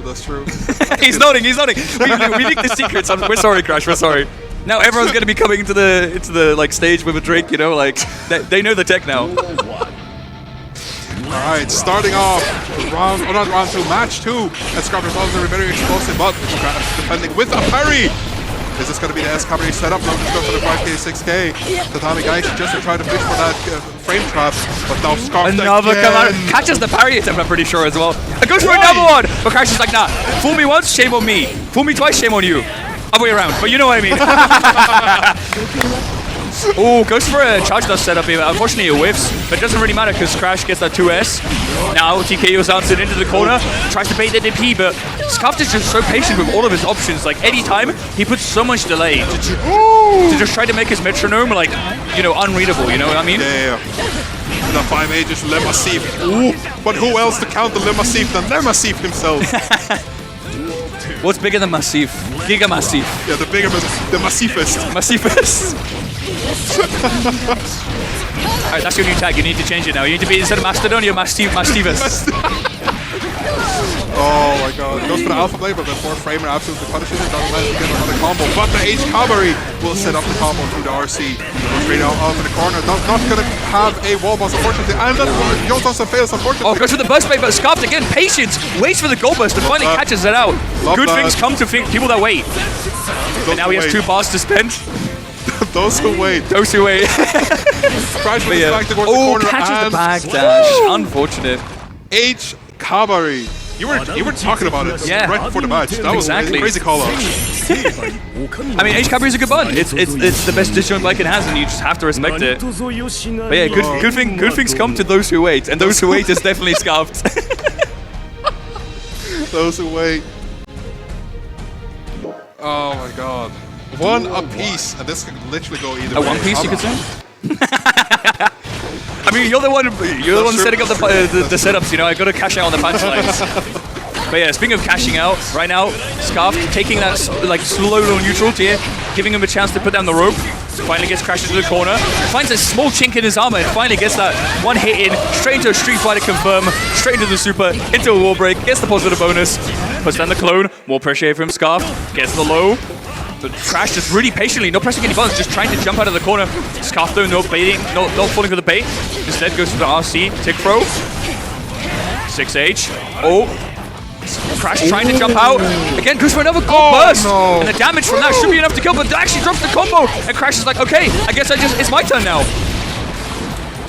Oh no! Unfortunately, mistimed. I think Crash was trying to go for the throw himself. I think that was like slightly off on the safe jump there, yeah. So Scarf saves the round from that fumble here from Crash. 1 round ahead. Goes for a cross up here. Forces the burst straight away. Don't want to be put in the corner against Chip. Using that rope to his advantage. Going over the tatami mat as well, so... Look at the red piling up, and we're counting even more red. Cash out while you can. Safe mix for Crash here. BRC mix. Scarf falling for it, and that should be enough damage here for Crash to finish off the round here. Yep, wall stick does it. Thank God. That combo was so skilled that like every hit was doing 1 HP, and the wall stick came in clutch here for Crash. Burst on the table here for Scarf. Can he get a third gold burst in a row? Nope, he just... you have to prove me wrong instantly. But, you know, you have to get rid of the rope. That's understandable. As fast as possible, absolutely. Because when you don't have burst of Chip, that is yet another safety net that is gone from you. Even more so than other characters. Because your health is just like you cannot afford to take any hit, especially not from Viking. Exactly. Did you see the neutral exchange here a minute ago? Like, they were both just pressing like their far buttons. No one wanted to go in. And finally, Scarf finally gets a way in, gets the wall break. Goes for the cross up here. Will this kill? All right. Super. Oh, goes for the cutscene super. Yeah, definitely. It's a lot of damage. Yep. That's gonna be it. Scarfed 2-1 into Crash TF. Again, the patience here just coming super clutch here for Scarf. Like, absolutely. The neutral exchange at the end there that I mentioned, that also just like delaying his options. Yep. Even though like he's looking for the last. Yeah, he's chugging, chug. There we go. He's got it. Did you see how it looked like? Yeah. And then he just tosses it away. Dude. This guy, this Crash DF guy. Yeah, he's a rock star. He's a rock star. He can do it. Oh my god. All right. Well, he needed that confidence boost. He got it. He got the last drop of the juice. He's all juiced up. Ooh, what a good punish on that 5H. Viking immediately bursting. Yeah, chugging down that burst gauge as well. All right. Blocks the mix up here from Scarf and gets a counter hit, not counter hit, but like a parry. Into a hard knockdown here. Another parry. Scarf just pressing too much. And now he stops pressing and he gets thrown. Into double overhead, catching him out. Super to cash it out. No burst for you. Clean up squad here for Crash. Doesn't kill though. Oh no to Jiva. Because of the rope. Okay. But still gets him anyway. We're good. We're fine. We're chilling. Yo, I was a little bit worried, but that's the juice making it, doing its magic, bro. The secret potion. Yeah, the secret potion, that's it. Okay, Scarf finally playing a bit more defensively now as well. Staying away from cover range. Small little trade here. Probably favorable for Viking because Chip's health is lower, right? So any trade is probably better for you. Oh, hits the recovery on the run up here. IBFD here from Scarf though. No, like not letting Crash get any distance here on him. But now the Escabri comes out, you're getting mixed. Catches the burst spear here from Crash. Whoa. He's locked in. He's the last drop of the juice, giving the power here to just sense any kind of button presses, any kind of burst here from Scarf, evening it to an even 2-2. That was an incredible burst bait. It was so insane. But Scarf seems locked in himself. He's in the zone. He's just jamming to his favorite tunes. He doesn't even care. He doesn't even want ice. He just wants to get straight back in there. And now he's playing super patiently, boxing in Crash here, forces the burst. But look how patient this man is. Absolutely. He's not running in until he can. And now he finally has meter, so you can run the Wrecker mix. Goes for the tick throw at the end of the Wrecker. Nice smash. I like that. 4-framer. Use that as much as possible. And the parry comes out again. And now Crash has got the momentum. Can he keep it? He's still got the turn, but Scarf still defending super well. Yeah, the Tommy mat falling down. Yeah, messed up the combo. Yeah, exactly. But now we get a DP here from Scarf. Finally, it feels like we haven't seen DP in forever. Yeah, actually true. He's keeping that option in his back pocket because you don't want to DP too much against Viking because she can parry it. And Crash has been baiting any kind of button here from Scarf as well. Now Scarf, never get up. Never give up. Exactly. Go straight through the wall, and this is a very favorable position if you're. All right, wake up, Harry. Oh no! I think he was ready for that. Yeah, he was. Yeah, Scarf was reading the same thing, but he just pulls that gun out. He's got that thing on him. It old, but it's still marked. Yeah. Point blank range, and now. Oh no! Just slightly mistyped parry. Those time frames aren't big enough. Oh, catches out the cavalry startup with the 2K here. And that's Scarf going to be cashing out here with the meter as well, just to make sure he gets the wall break. Goes for a cheeky little burst bait there as well, but Crash patiently waiting. He can keep that burst for next round. He doesn't need to spend it now. Yeah, for sure. Oh no! 5H meter the cabaret follow-up. But drops the combo unfortunately, but he still have the corner position. Crash is still holding on to that burst for dear life. H cabaret just goes for the empty one this time. But now we're right back into the corner and finally hits it with Alpha Blade. Yeah, he gets the super just in case. Very nice. Alright. You know what that means, Mastodon? Tell me. We got a double Luigi. Finally! Oh my goodness. I think this is the first double Luigi we had, I think, today, actually, right? no, yeah, that's true. Because so far it's been like 3 1s or it's been like 2 rounds on the last game or something like that. But yeah, final rounds. Burst already gone here from the side of Crash. Scarf trying to mix, but the overhead gets blocked, so Crash gonna cash out perfectly on that. They call him Cash TF. Cash TF. That's crazy.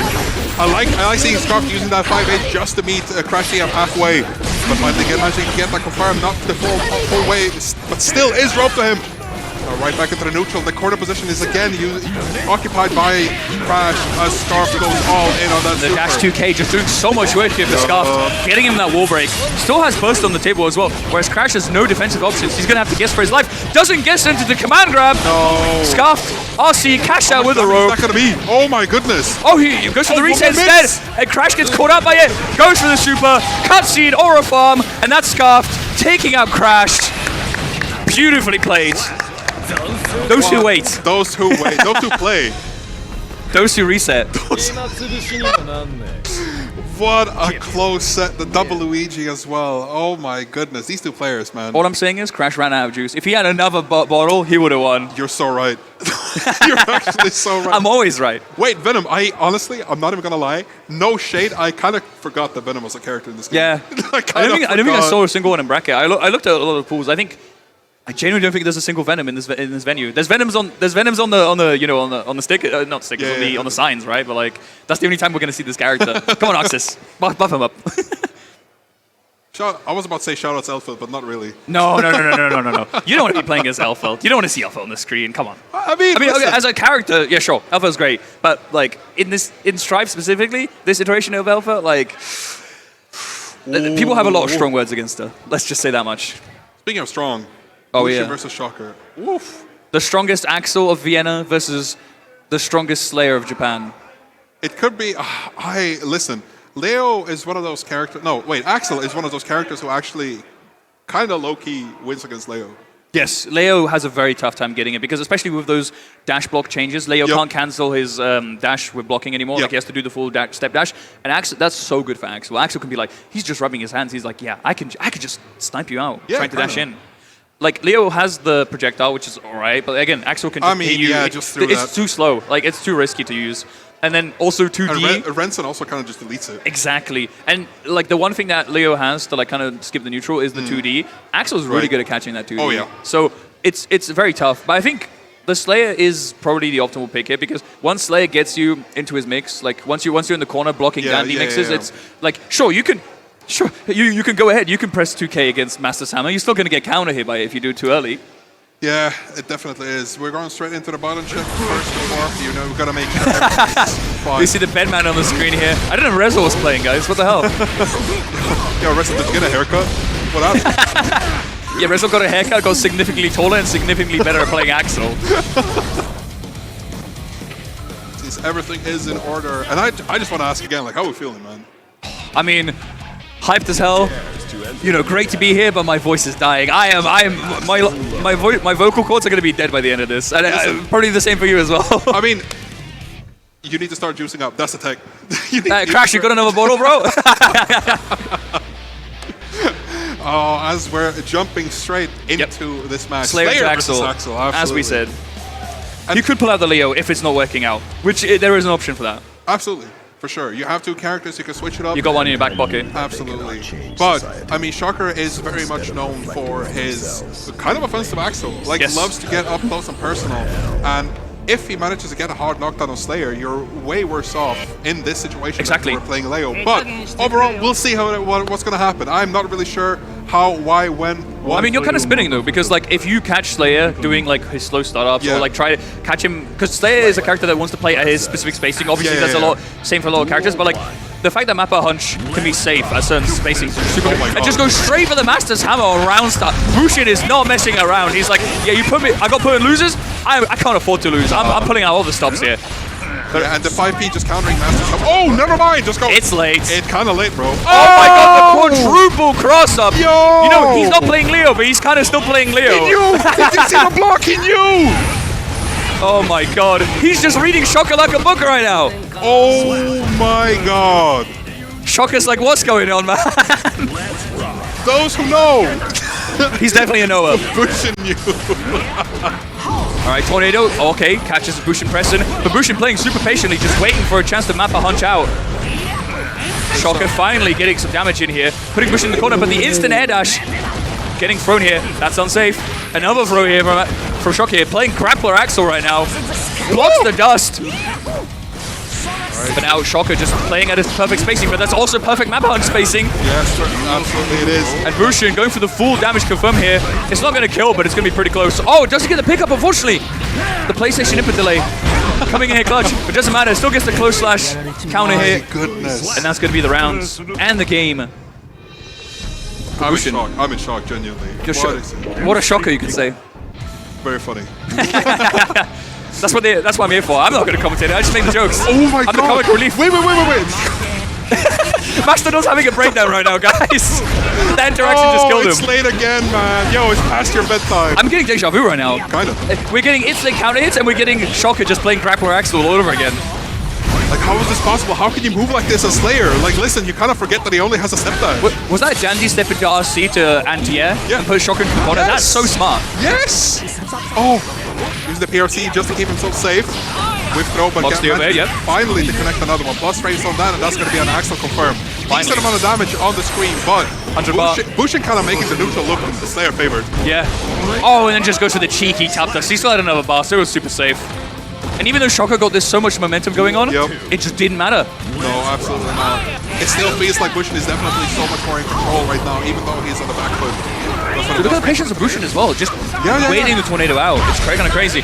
Shocker just going in with the Wild Assault as well, but like Bushin is not budging. He's waiting for his chance to shine, and he's got it.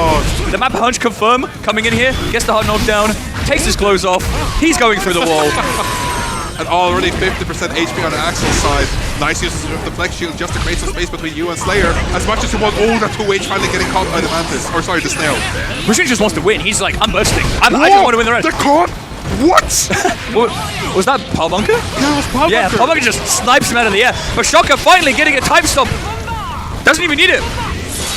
Or maybe, I mean, he didn't have a chance. He pops in neutral instead, and then just jumps over the 2H. Oh what a read from Shocker. Finally getting around on the board here. My heart, man, it can't take it. Mine hurts, Schmutz. Mine hurts. Alright, just keep it patient, blocking out the tornado because you don't really have an answer to that as Slayer. You don't have any distance except that 2H, but you need to be in range. Nice little try to create the space out of the corner and blocking that overhead every single time. Bushin just on point of that.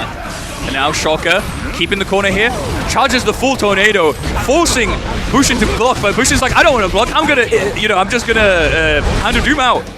And now you're in the corner. You're getting the wall broken, and we're back to the same old spiel once again. Go hard knockdown, and this is exactly what Bushin wants versus Axel. I don't think Bushin has broken the wall a single time without super. And that goes to show that just how, I was about to say masterful, but no. That's another pub, not for you. And then just catches Shocker with a throw, and that's the round, I'm pretty sure, right? Slay damage, gets DLC just to confirm it. God. Damn. My goodness. Slay's just one of those characters where, like, you can win a couple times, but he just needs to win once. And then you're gone. Absolutely.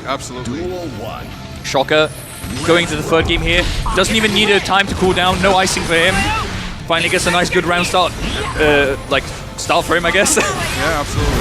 But then Bushin just says, no, I'm just gonna map punch you. Map punch you again and forces the burst from Shocker. Bushin has pressed 2 buttons so far and he's already taken his burst gauge. That's how scary Slayer damage is. It is really scary. But no, Shocker, that's just a raw Power Bunker. As a call out. There's nothing to keep you safe, man. Yeah. Oh, and another perfectly timed map punch. Hand of Doom, your God Crush. What's it going to be? Strike throw. Another throw into Universe counter, into the wall. Set point for Bushin. He's just on a roll right now. I'm having a mental breakdown because this is so insane. Like, I'm never ready for any of catches the Master's Hammer.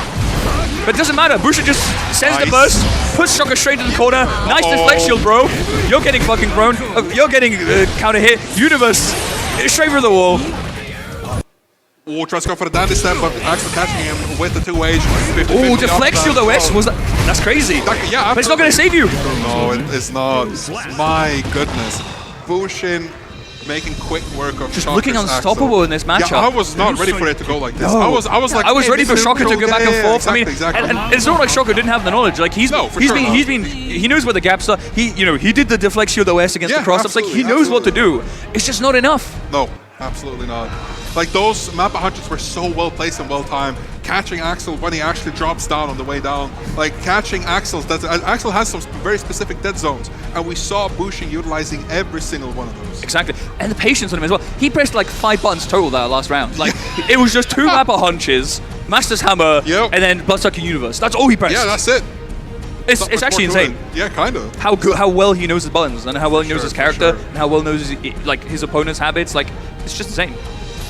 That goes to show just the ceiling and like the upper echelon of Slayer players and how well they can actually play and adapt to different matchups and players even. Because Bushin has never played against any of these players. Like maybe yesterday, maybe casuals. True. But but Bushin doesn't log in and go to EMEA like weeklies, Absolutely. Maybe 2.0 they'll give us rollbacks so good that we can play against other regions, It would be nice. One day. Dedicated servers, Arxis. Yeah. Make it happen. Make it happen. I still don't think that would be enough. Like you would need like some advanced rollback or something. Like I don't know. All right, how are we feeling, by the way? Like after this match, especially, like this was such a. You ask me every time, and my hype goes up, and my energy goes down every single time. Oh my God. I'm asking you because like every time I'm just not ready, man. I'm just not ready for anything that happens on screen. I mean, like, if you're not ready, like, how are the players going to be ready? Like, I mean, that's probably the reason they're here and we're here. That's exactly that's what I'm saying. We're just good at yapping. Like, we're barely good at the game, man. Yeah, true. I mean, if you can't play, commentate. So if you can't do teach, Exactly. But yeah, Rezel against Dysonologist here. And that's a classic EMEA match right here as well. Rezel, ready. He's got his earpiece in. He's got Tave giving him tips in the comms here. What do you think he's listening to? What kind of music do you think Rezel's into? Good question, actually. I can never get a read on people's music. Do you think he's like Rezel's kind of the guy where it's like 50-50. Either he's listening to like grunge metal or he's listening to like J-pop. There's no in between, Like. Oh yeah, we need to get a poll or something about like what music the players are listening to. All right, can someone dox Rezel's Spotify right now in chat, please? Actually, yeah, real quick. What's his music take? What's his top 100, bro? His number one hit single is Bedman JS. That's a good one. He's listening to white noise. He's listening to TV Static, dude. They call him Rezel the Freak. It switches. No, TV Static in one ear and like the ocean waves in the other. That's peak. That's how you lock in. That's his peak. That's his peak. All right, Bedman, Happy Chaos. Obviously, there was no. I mean, like as much as you wanted the Dizzy.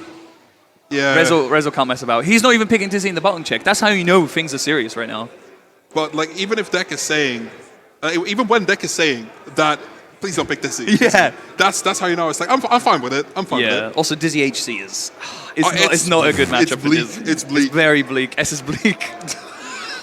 S is bleaken. Yes. Yeah. Bro. And we see on the screen. Like Dasein, like 1 and 2 and 1 and 2 and 1 and 2. That is an incredible record. Yeah, that's a clean record right there. It is, absolutely. And this is why he's fighting so hard for these last few points. Yeah. There were some tournaments where he could have, like, unfortunately, in the silver event where Scarf won, that was when Dasein got the second place. Yeah. But definitely one of the more consistent players throughout this Arc World Tour. And I would be devastated not to see him in the AWT finals. Of course. But at the same time, we do have the hometown hero here, the Wrestler himself. The Wrestler. And like, obviously he wants to defend his title. He wants to defend his home turf. Sure. Like, so like, I don't know who to root for at this point, That's true. And like, Wrestler has a really good chance. Like, winning against Bushin. True. Like, he sent the #1 seed into losers.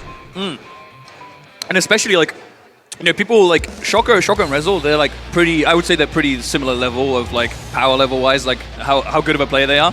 And we saw the difference when they both played against Gusion. Like that's the 1% difference between Rezel and Shocker, you know? Yeah, there's some crazy difference like between when we get to the top and top 8. Yeah. Like the people who get the number 1, 2, and 3 versus the people who like. It's a world of difference. It's so insane. But at the same time, it's not. Like it's a small difference, but the small difference makes a big difference. If that makes if that makes sense, you know. It's very philosophical of you. And speaking of making a big difference, putting Bedman in the corner is definitely one way to do it.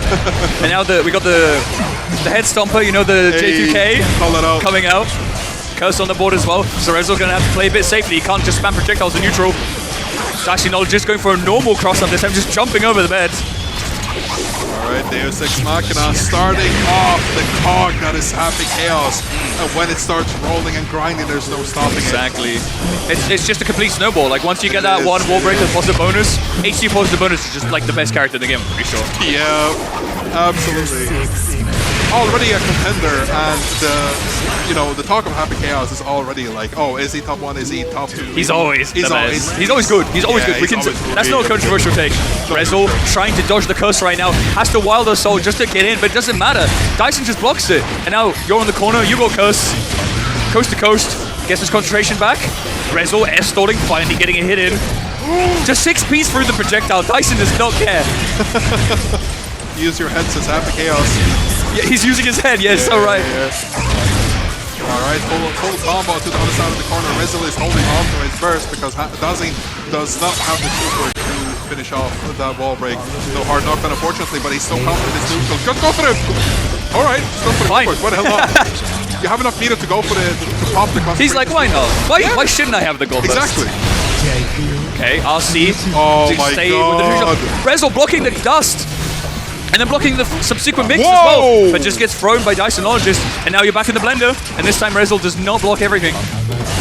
Oh, just Beyblades over the curse. And then hits Dysonologist right in the face. The error code giving the extension. Goes to the reset. Keeps the corner against Happy Chaos. The error code's not coming out. Yoshi's not going to do much. Rezel trying to get the back to JS. He's like, I don't want to see that JS. I'm out of here. Hasta la vista. Alright, but Rezel is still on the offense, goes for the JDs, the fuzzy jump in, saves him this time. Now you're in the corner versus Bedman, and this is going to be a hell of a lot of damage, but uses burst in the last second because you have enough resources to contend with Bedman at that range. The Flex Shield comes out, but now we're on the last few interactions of this round. Insane defense from Rezel. Wow, and he gets rewarded for it as well. He's like, I blocked your whole string, now you're gone. And now we're 1-1 on rounds. And he took Dysonologist's burst as well. Yeah, exactly. Dysonologist felt so confident in those resources that were left, but the rest of just blocked that out. Had nothing. No super, no YRC, no nothing. Just had to hold down back. And now he's going to have to struggle to get back his burst gauge. Meanwhile, Bedman's a big body character. Every small little bullet you take from Happy Chaos is an insane amount of burst gauge, to the point where Rezel already had the Flex Shield ready. Like couple seconds into the match. Alright, the slump and loopin. Slump and loopin shafting. Another slump and looping, Rezel with the deflect shielding, into another wall breaking, deflect shielding, and then another slumping, and then IBFD and into deflect shielding, and BRC mixing, and that's his wall breaking, and a perfect rounding. Oh my god! I don't think that's appreciated from the fans. No, guys, I can actually speak a bit of German, guys. I'm not just pretending. That's his peak. And then, yeah. Duel 1. Oh my god. But we're going straight back into the next game. Dysonologist, Rezel, once again, juking it out. Curse on the board once again. Catches Rezel the roll. Again, Dysonologist rarely using that roll, but when he does, it hits every single time. You know, another Happy Chaos shoots when they want, but Dysonologist rolls when he wants. Absolutely. Ooh, the Flex Shield ain't gonna help you. Haymaker from downtown is an incredible starter. Gonna have another 50 tension for that super. Y'all know what that means. Alright, hard knockdown. Rezel's got a sliver of health, but it is Bedman, so, you know, it's a small bar, but it's quite a bit of health. As you see, he tanks a 6S, but it doesn't really matter, because that's still a full combo, unfortunately, for Dysonologist. Rezel. Like slam backdash, curse, bang, bang, bang. We're going straight into the back into the offense that we all know and love. Exactly. Boom, boom, boom, you're in the room, and the room is the next stage. Go for the floor. Alright. YRC, anti-air, okay. I like what Dyson's doing here. just taking it easy. No resources here yet, but finally Dazzling managed to find yet another counter hit. Like, has been finding these crucial hits incredibly well. And this is just a player of a whole other caliber. And we're already down to like last interaction territory, and there we have it. Yep, we called it. Yeah, Dyson's super good at just navigating the neutral. You saw before, like he was just dash blocking every single projectile. Finally finds one in, and that's gone. Rezzle's just out. But this has been Dazzling's forte since all the way back in Season 1. Right. Like, this has been the run and gun meister. Rezzle, if you're listening, go to character select. Fuck. I was too late. We need to see just one time for the one time. But Dazzling is already finding that one hit. 50 burst already gone for Rezzle's side, so there's no burst to save you. You have that deflect shield, but Dazzling has snipped out some of those. Oh wait, that still hits right after the slump? Yeah, okay, thank God. But yeah. And again, we just see the snowball again once again for Dysonologist. Like, Rezzle is just fighting for his life. Oh, finally actually gets a projectile. And now we see the bed install finally. Rezzle in his element. Gets the guard crush. That's the first hit. Second hit, also guard crush. YLC slowing down the bed install. He's got one more projectile left in him. No, he doesn't. He just goes for the combo instead. He gets a straight hit. Forces the burst from Dysonologist. Cuts on the table again. Tries to dash block in, but gets caught by the bullet here. Dysonologist running in, running his mix. Rezzle blocking valiantly, but gets caught. Actually gets out though, and hits him with the low. And now catches Dysonologist pressing into wall break. That's not going to be enough damage though. But it's going to be enough potentially. Oh, doesn't confirm, but doesn't matter. Gets the roll anyway. One more mix for Dysonologist, and Rezzle had it by a hair, and then Dysonologist just like still took it back. This is an absolute disaster for Rezzle. But there's no way to shake this man's nerves. Dysonologist is always in the game. Yeah. Like, that's so crazy. Even though this situation looks so much like Rezzle, we've seen time and time again that Dysonologist finds his way out of the corner. But maybe not this time. Massive 5H counter hit. That's going to go straight through the corner, but not going to have any install or a super. But now Dazzling is just back in his element. Ooh, I think Rezzle just whiffed. He whiffed something, but goes to the wake up super. Dysonologist obviously blocking it, but he has also make a save, whiffs the throw, and then Dysonologist making full use of that whiff here. Forces the burst here from Rezzle. Nice, the curse is active right now. That means the steady aim is always going to find its mark. Reloads so oppressive right now. Rezzle just has to hold back, but he was holding back instead of down back, and he gets caught by the low. We're going for wall slumping once again, into a shimmy, into throw. Actually throw looping this time, I guess. Oh, whiffs the throw, but has RC to keep it safe, luckily. More pressure here from Dysonologist. Rezzle trying to backdash, but pays for it dearly. Losing the set. Dysonologist with a clean, I don't want to even say clean, but it was definitely a 3-0. It was a hard-fought 3-0. That's so crazy. Every time I see him play, I'm so impressed. I know I'm glazing a happy chaos. I'm going to be crucified, but oh my goodness. No, Dyson plays super clean. Yeah. It just feels so bad to be Rezzle in this situation because the one round that you could have had the momentum swing, you were just one damage off. One pixel. You gave Dyson a magic pixel and he took a magic mile. That last round was also kind of insane because it was looking all Rezzle for so long. Yeah. And then Dazzling just found that one opening after the burst, even after Rezzle, I think he supered. But no. Yeah. Like, as soon as he found that curse, he even threw the curse while Rezzle was zoning with those spikes. Yeah, it was between the projectiles. Yeah, exactly, he found he threaded the needle. Absolutely. And that, like, Rezzle cannot escape that, and that means Dazzling is in his element immediately. That steady aim pressure, you can't find it anywhere else. Exactly. That's a good and a bad thing. We don't want more characters doing stuff like that. We don't want Happy Chaos doing that kind of stuff either. I mean, hey, listen, that's the character, unfortunately. Unfortunately, that's the game we play, and that's the game we love. Strive 2.0. Soon. It can't come soon enough. Ooh, and we're already moving up into, I think that's top 4 already, right? I believe so. Almost, right? We're very prepared. We have the bracket up, guys. Don't worry. 100%. Professional commentators, by the way. This is going to be a crazy match to watch. Though. Scarfed, Bushin, like these are two absolute giants of their respective regions. 100%. So, I mean, I genuinely don't know what's going to happen. Like, we have seen what Bushin can do on Slayer. Absolutely. We have seen what Scarfed can do on Chip. Absolutely. But maybe we'll see the Leo versus Chip, because that is... It's a very good matchup for Leo as well. Like he's got very good ways of dealing with Chip. His 2K is very strong against Chip. Right, like Obviously, you have a DP, so you can like if you find the gaps in some of the setups that Chip has. Obviously, it's a very good option as well because against Rekka, because like it beats the overhead, it beats like any kind of delay pressure. It's a good call out for the command throw, which we know Scarf likes throwing out as well. So we do actually see the Leo. Okay, interesting. Oh, it's fun check. Okay, but still could be a Leo. Still. The Slayer Chip, I think, is not too bad either, right? Because like Chip can just get exploded by Slayer, right? Surely. Absolutely. Seems like the players are still getting ready. Button check still online. Both players have signaled that they're both all right to start off this top 4. We're in loser semis. And Dazzy just waiting there comfortably. Yeah. In the grand finals. He was cruising through the whole bracket, it feels like. Not a single bead of sweat on that man's forehead. Yeah, not yet. Maybe we'll see it this time. We'll see. We'll see.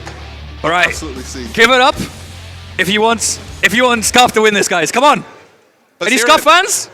No Scarf fans. Any Bushin fans? Society. No Bushin fans. Venue. We need. You're the hype man here. You got it. Listen. This is top 4 Outplayed 2026, the first ARC World Tour Gold event in Austria. We need more hype. Come on, guys. This man has flown all the way from Japan. 21-hour flight, by the way. 21. This man suffered 21 hours on the plane just to play against Chip. Leave Summit in Japan to go fight this. Yeah. we have Summit at home. Oh wait, oh no, it's Scuffed. It's actually pretty good. But so far we're just seeing complete dominance on the neutral here from Bushin right now. Just utilizing that back turn stance and the dash cancel momentum just so well. Like making sure that Scuff cannot press any buttons right now. And actually just catches Scuff dashing up with a throw. More back turn pressure. Finally gets a counter of the BTS. Just instantly cashes out with a Sturmwirbel, I think it's called. Sturmwirbel, there you go. Sturmwirbel, whatever. Yeah. The spinny, the S super. There we go. Alright, now goes to the off. Nice little shimmy, finally getting that counter hit. But that's going to be a fair amount of damage. Because the wall combo? Yeah, the wall combo is so insane. Oh, look at that! Yo, Leo's a beefy boy. Yeah, he's pretty tanky. He's one of the tanky characters in the game. And that's like 60% of his HP just gone from Chip. I mean, glass cannon, you know? Yeah. Tries to bar out with 2D, but just gets punished completely by Scuffed. And now this is like completely different game now. Like last round, it was complete like back turn dominance. Now it's like Bushin sitting in the corner, just waiting for Scuff to make one mistake. Back throw incident coming in. Blitzschlang here with the guard crush into the overhead. Doesn't go for the super though. Interesting decision. But maybe just keeping those for the RCs. Just nice. 2Ds. You've got the meter for it. Tries to burst bait. Doesn't get it successfully, unfortunately.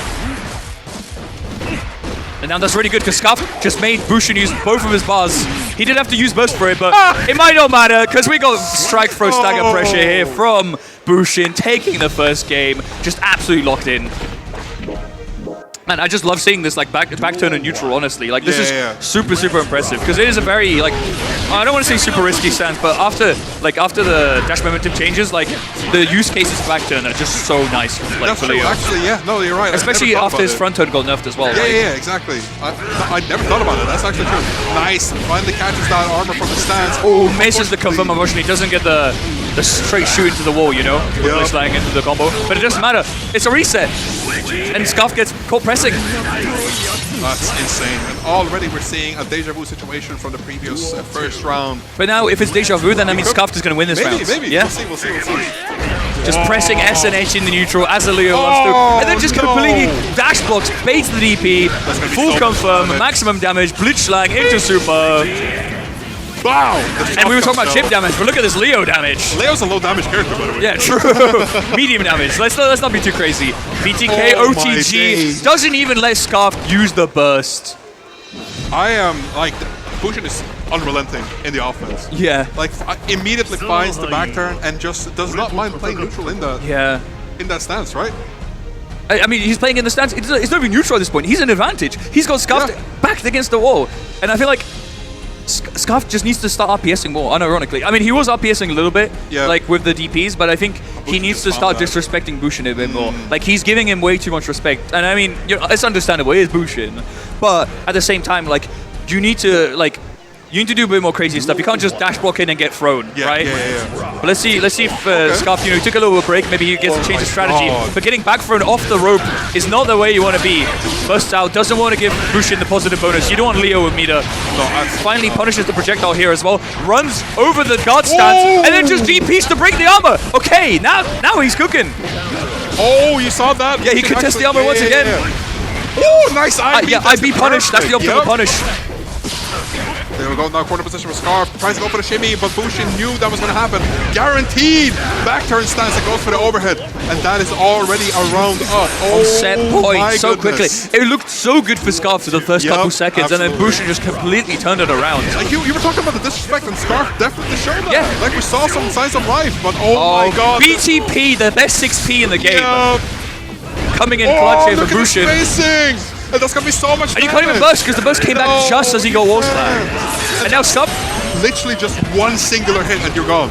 Oh! And he didn't even want to. He thought that Bushin was gonna bait the gold burst, but Bushin's like, nah, I'm just gonna run up throw. I have the health to spare. I have the round to spare. I have the games to spare. That was my goodness. Absolutely beautiful Leo gameplay. As a Leo enjoying myself, you know. I am also a Leo enjoyer. I love Leo so much.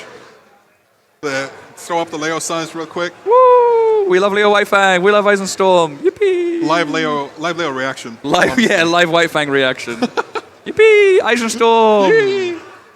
But yeah. I pressed Zweite. Yeah. I pressed Backton stats and I win. Yippee! I pressed Turbulence. Yeah. Turbulence. And how are we feeling, Mastodon, after that set?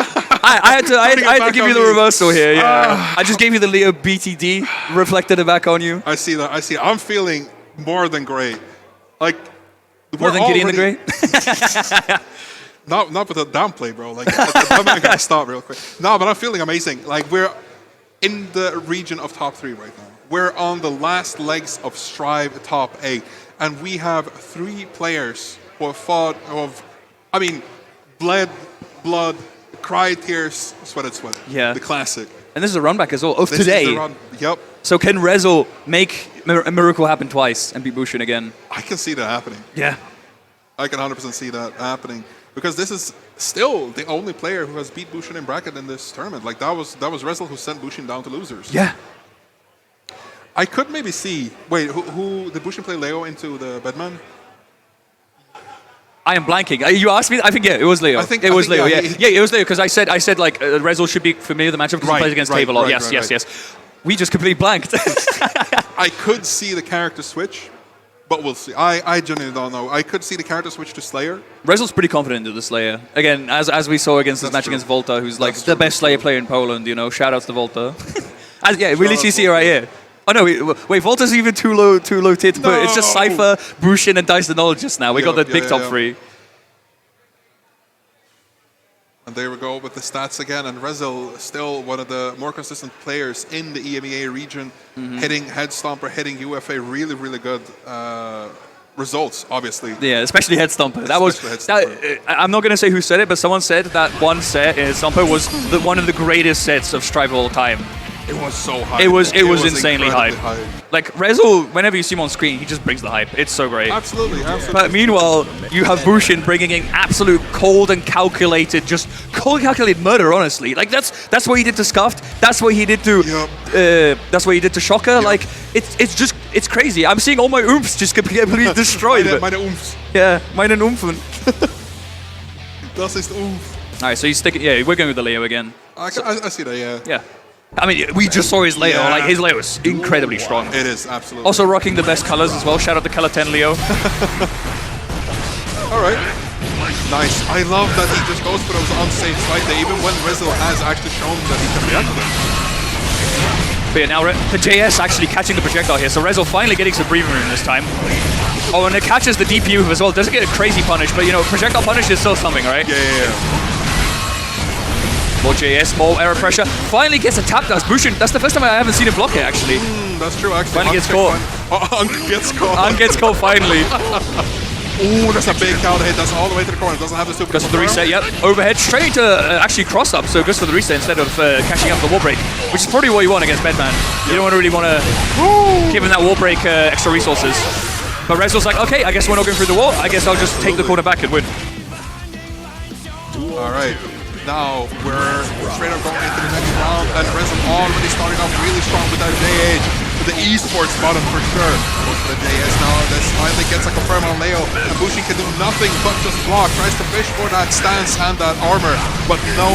Let's go with the stance actually, because before, in the previous set, when Rezel did JH, Bushin just kept the stance and waited until Rezel pressed something. But this time he actually let go of the stance, and Rezel could be punished. And now we get a huge burst play here from Rezel, and that's going to be Rezel taking the first game with a perfect 7 golden letters, except the Y in this game. Le Massif. Le Massif Resil. We're going international here. Ooh, are we going to see the? Are we going to see the Slayer? The dandy man himself? Le Slayer. We're actually seeing it. He's trying it out. The Leo was working. It has to work. Like something, you just keep throwing stuff at the wall and see whatever sticks. And Rezdil has proven time and time again that he feels so confident against that Leo. Yeah. So now to throw. But he's also confident against Slayer. So yeah, like, I don't know. We'll see. We'll see what happens. Rezdil's just sitting comfortably here and just waiting for that dazzling run back. But hey, if Bushin needs more damage, picking Slayer is one way to do that. 100%, definitely. Average hit on Slayer is just that counter hit, but just goes for the one milestone here. Rezel on the offense immediately, feeling very, very confident. Oh, Master's Hammer whiffs, and Rezel just completely taking that chance that he got with the Master's Hammer whiff, putting Bushin straight in the corner, forcing the burst. More projectile zoning. Again, Slayer can't deal with projectiles as well as Leo, because Leo at least has a projectile, you know? He has buttons that can like deal with Bedman, but now Bushin jumping over, putting Rezel into the corner, 6P'ing the 6P'er, and now he's going for the super, straight into the wall break, hard knockdown, positive bonus. What's Rezel gonna do? What's for wake up in the bed? Just IB, very nice. Absolutely. Or tries to IB, but gets the FD instead. Unprecedented whiff on that hit. Full cash out side switch here from Rezel. Good routing here. But look at that meter on Bushin's side. I mean, he's not going to spend it yet. Oh, I say that as he goes for Power Bunker. I mean, he pressed Power Bunker first, then he spent it, okay? You know? It wasn't instant spending. He's not so frivolous. But now Rezel got an inch again. We saw this before against Scuffed, against Dexterologist, I mean, where he gave him an inch and he took a mile. And I think Bushin's about to do the same. Rezel again, 1 pix away from victory. And just gets, yeah. Don't clip that, don't clip that. All right, everyone clip that right now. Alright, just run star 6P, I love that. Listen, I have to do it for the fans. I hope one day I found someone who trusts in me the way the rest of trusts in Luffy and 6P. Exactly. I mean, again, if the aliens come and they invade, Rezel's there with the 6P. That's him. I mean, he needs to defend Vienna first. He needs to defend his title, so then we can worry about the aliens. That's true. Oh, and then it just gets splattered with Public, and now we get the cutscene. Peanut Butter Gamer install, let's go. Stop, that's ruined for me. Come on, no. And that kills. Rezel don't even get to use his bursts. Bushin just spending all that meter and just taking him out, evening it to a 1-1. So it seems like the Slayer did work out. Oh, the Dizzy. Decknut. Get in the chat right now. Okay, this could be a repeat of Head Stomper though, where Rezel went back to character select just to ice, hovered over Dizzy for like 2 minutes to, you know, annoy him. No, he locked it in. He's not pretending. Lock in. Dizzy, you know, this is actually not too bad because the icicle is actually a really good way of dealing with Slayer, because now it stays on the screen, so Slayer can't, you know, Slayer can't dash block anyway, but he can't like dandy step to like make space in neutral. He has to just respect it. So I think that's Rezel's plan. He's like, I just need to not let Bushin get close to me once. You know what my call out is though? I think Bushin will be able to play around this incredibly well. Really? Yeah, I think so, 100%. Well, so far it's looking likely because he already made Rezel spend his burst with that 2H. Yep. But now Rezel's got the icicle field, so like you can't do anything against the icicle field. You can't. Like Slayer's edge isn't, like Slayer's jumping isn't the best, right? What a call out, 6B on the 2 fishes. The fish catching Mappa Hunch, freezing Bushin in his tracks right now. And now we got chestnut pressure here from Rezel, spamming that chestnut, waiting for the icicle field to go away. But Bushin just keeping it safe, just blocking, waiting for the Michael sword. Finally gets in, but actually gets 6P'd by Rezel. And now Rezel full confirm. Goes for the reset. No, actually just pick up wall break and actually gets the round. Wow. The heavy Michael kind of does that. The heavy Michael doing heavy work right now.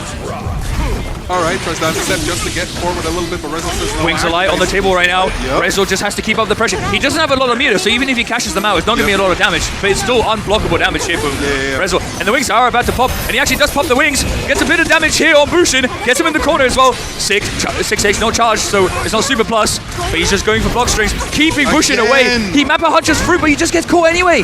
Rezo, another Wings of Light on the table. Waiter, I need more Wings of Light.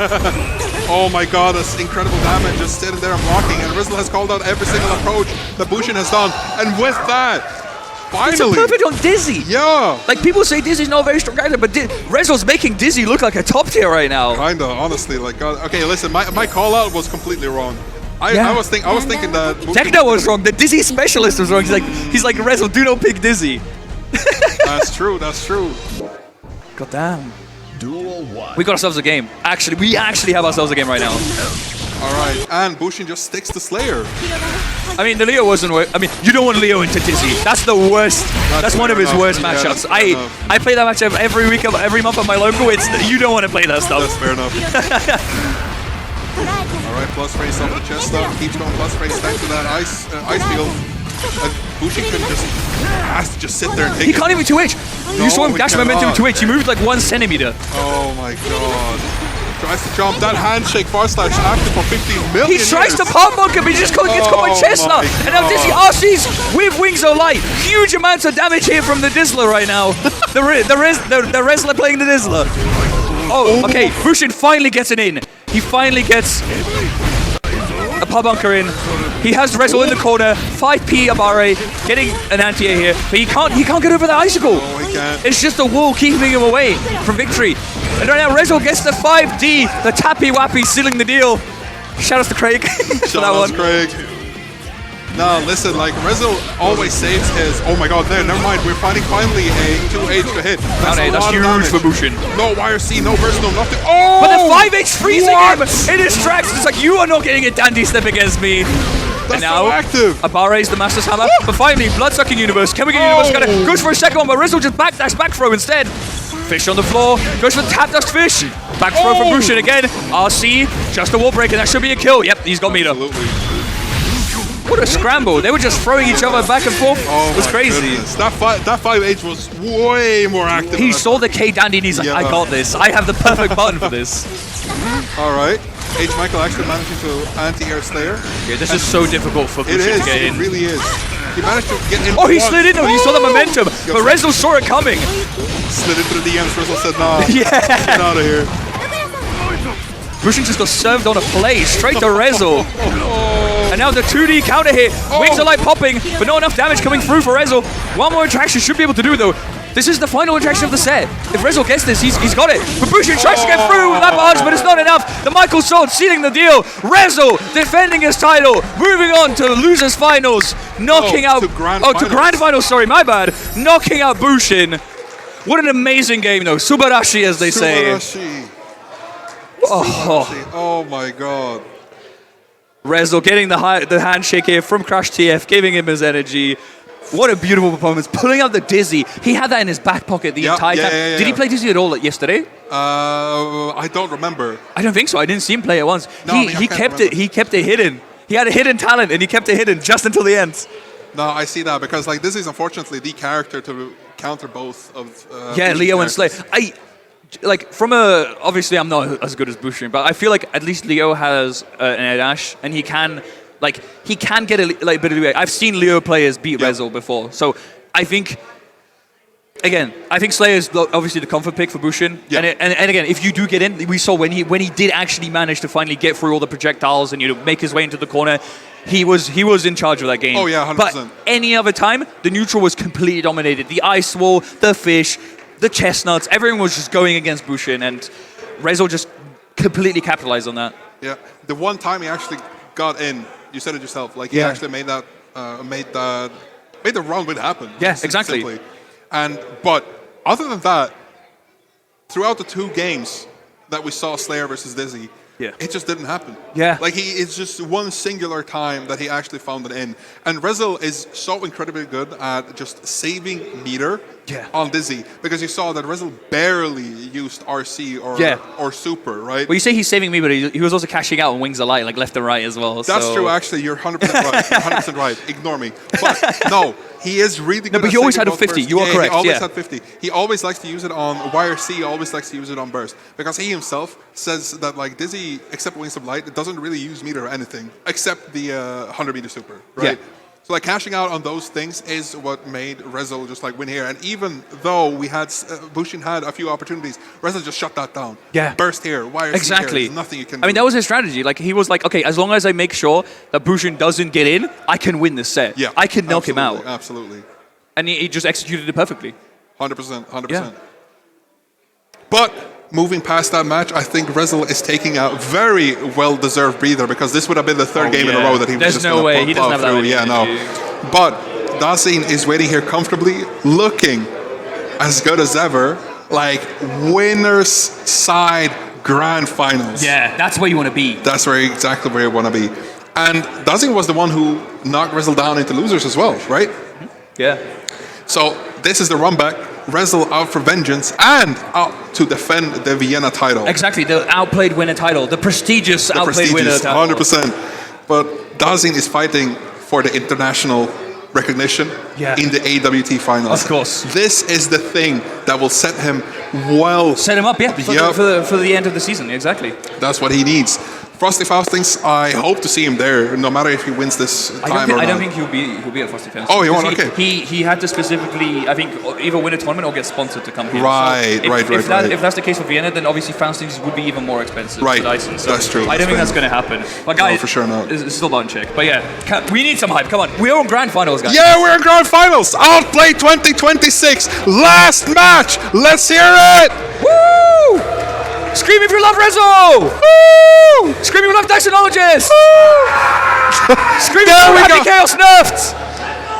Okay, no one wants Happy Chaos Nerfed apparently. Okay. You heard it here first. Yeah, we're just in a button check so far. We're just checking our buttons as usual. Yeah. But, oh my goodness, I'm so hyped for this final game. Exactly. It has gone past, or it has gone too fast, honestly. Like, I don't even feel like I've been sitting here for the past few hours. It's been hours? It feels like it's 5 minutes. Kinda, honestly. This has been more than hype. Insanely quick. Yup, absolutely. They're both feeling confident. We're going back to character select. Dizzy has been presented on screen, but hey, listen, against Happy Chaos, nah, there's no way. There's no chance. I mean, he could do it. But, okay. What? What? You mad lad! No! You absolute mad lad! I was about to say, if Rezo was on winner's side and he had the reset, maybe he'd try the Dizzy. But I think he's just so in the zone with Dizzy right now that maybe this is the play. There's no way. Dizzy Grand Finals on an Aqua Tour event. That's insane. Shout out Stick. Yeah. I mean, Deck is like, do it, Rezo. He's whispering in his ear, do it. Yeah. Do it for the Dizzy players. Jonathan Tenney in one earpiece and Deck is in the other. Yo, that's how you win. All right. Finally into the game. We saw a burst. Well, we didn't see a burst, but apparently Rezo starts without a burst this time. Unfortunate.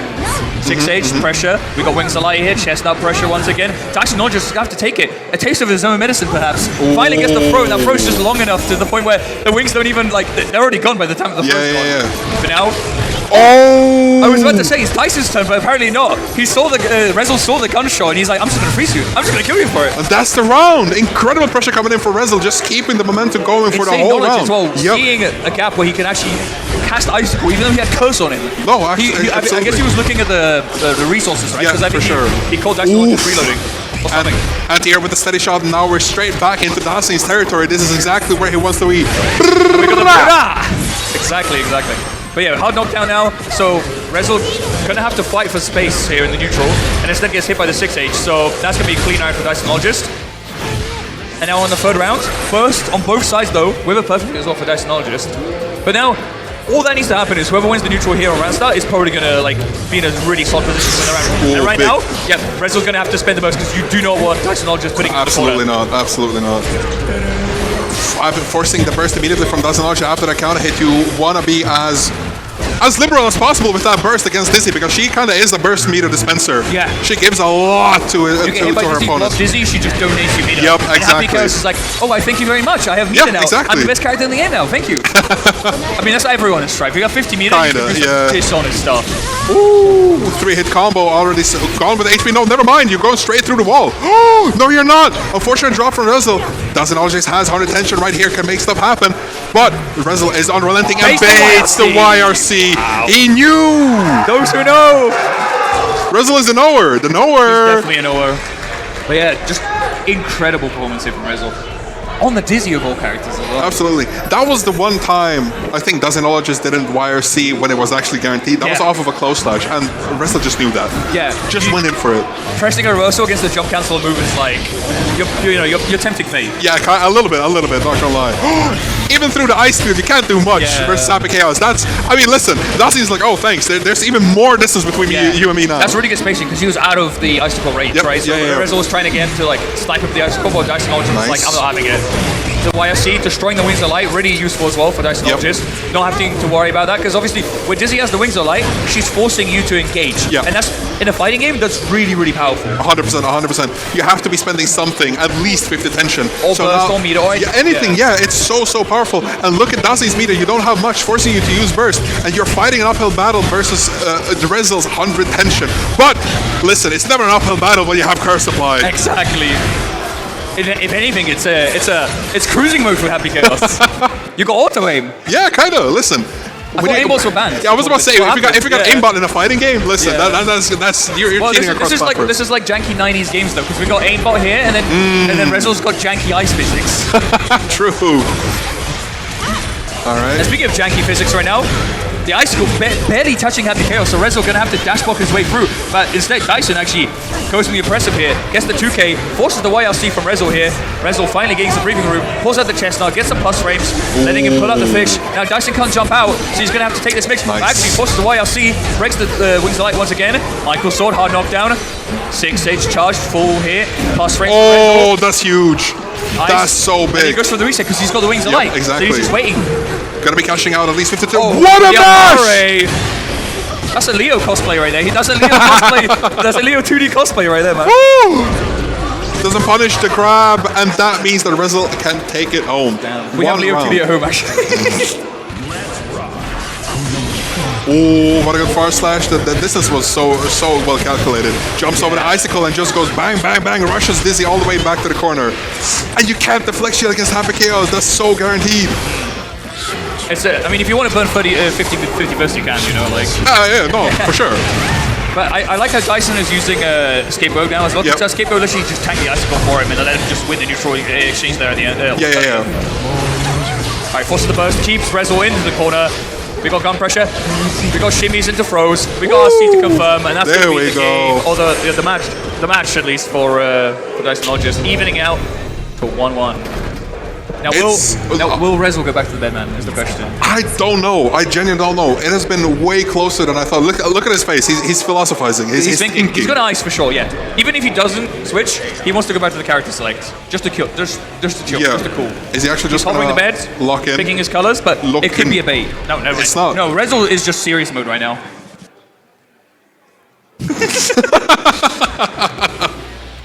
Oh my god. Dysonologist is definitely very active, and he's definitely doing a lot of whiff gunshot, that's for sure. Let's go, Rezel. Come on, guys. Let's go, Dazzy. He's in Vienna, he's defending his title. He's trying to deny Dysonologist 100 Aquator points. He's doing all he can. He's doing all he can. Now we're straight back into the exact position that Happy Chaos wants to be in. Like, Dazzy felt way more comfortable when he was fighting Rezel's bedman than the Dizzy.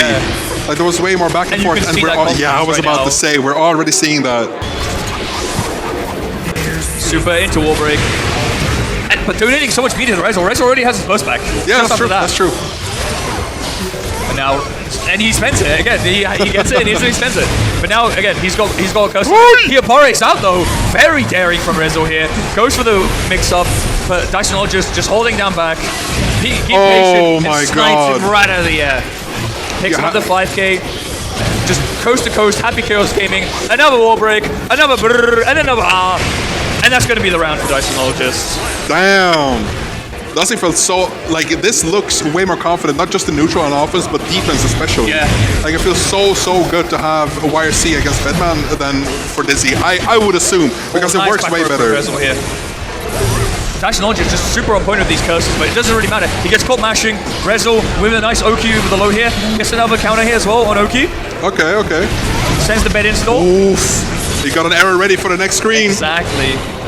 Now let's see what it is. Yeah, you got to hold that. It's Gun Crush. Rezel, insane spacing, and then catches Dysonologist out with the JH. Again, Rezel, bed install, go together like peanut butter and jelly, you know? That's it. Oh, bang. You don't have any burst, but you do have the Flex Shield. Doesn't really do much against Happy Chaos, especially when you got that steady aim online. Nice little block, but gets caught by the low. The 2K is on there. What a far slash to chase down Rezel's backdash. And we go straight back through the wall. Hard knockdown. Deus Ex Machina. And this cog keeps rolling without stop. Exactly. Just the rolling snowball. That's the Happy Chaos bread and butter. And now forcing the burst from Rezel. Yeah, he knew. I see that. Pulling out the super, but we saw the carry cancel with the deflection. No, unfortunate drop. Oh no. One more interaction. But deflection pushes Dysonologist out, but it's not enough. Goodness. He slides into that tap dust, the unreactable, and gets Rezel with it. The unk check keeps ringing true. And unfortunately, Rezel do be unk, as the kids would say. He kind of unk. He kind of unking it. Oh, he just instant rematch. He just goes for it. No icing. Absolutely he's just sticking with the bed. So this could be the final game of Grand Finals here of AUTplayed.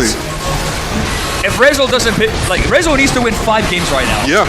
He needs to win 2 first, obviously. No, for sure. Reset, but making Dysonologist spend his burst is definitely one way to do it. Yeah, absolutely. But now Dysonologist has all his resources. He has positive bonus. Gets the wall break. Catches Rezel whiffing that 6P, unfortunately. Gets the throw as well. God, you have so much meter to work with. Doesn't even give Rezel the chance to burst. Nope. And I think Rezel is probably going to be smart for him to just save that burst in the next round. He's going to have to hold this mix though. Yep. YRC gives him a chance. Oh my goodness. Gets edge by JP. Oh, and then Beyblade. And the burst comes out! Spins the burst! No! This cannot burst! This cannot be happening! He's going into the final round with no burst, but it doesn't matter! He just sniffs out the round start here from Dysonologist, gets the counter, gets the wall break. He's getting his resources back anyway! It doesn't matter!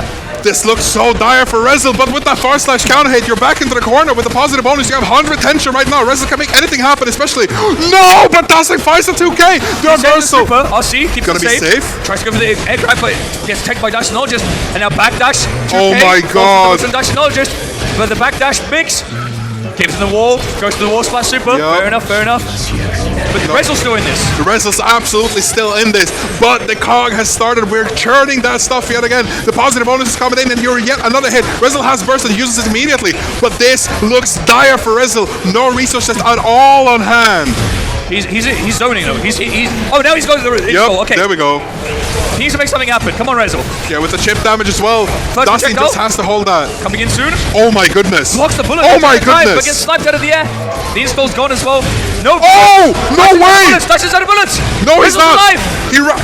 Just one more situation, one more reaction. If he can't get into the wall, is that it?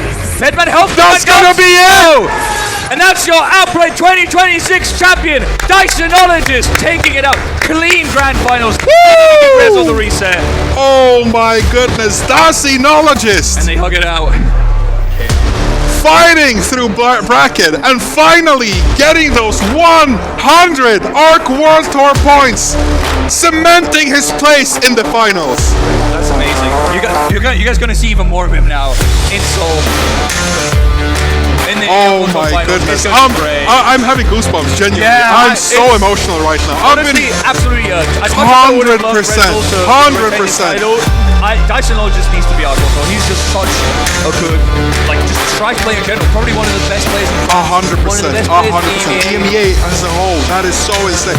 And I want, just before we're moving ahead, one more time. Bring your hands together for our champion 2026, Dawson! Come on! Woo! Shout out to Rezel as well. Michael playing Disney Grand Finals, absolute aura. Yo, putting her on the top 8, what's it called? The top 8 graphic. Yeah, true. We need Disney on the top 8 graphic, actually. Oh my god. And I cannot believe it. I feel so emotional because I've hoped every single tournament that he would finally get those points to turn him over that little border that is the 300 points, but now he's sitting comfortably. Oh, he's very comfortable. I'm sure he's very comfortable now. Oh my goodness. And that means that the Guilty Gear Strive Top 8 Outplayed 2026 first gold event in Vienna comes to a close. Exactly. And we couldn't have done it, or I couldn't have done it, without my amazing co-commentator, Sea Salty. Of course, I couldn't have done it without you, man. Oh Come on. My god. I need someone to back me up here. You know, you I got the delivery, I got the punchlines. We're the dynamic duo.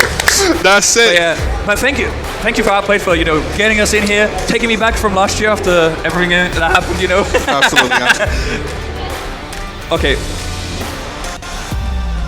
Oh, we're gonna be announcing the players. We're gonna do the award ceremony. Very nice. All right.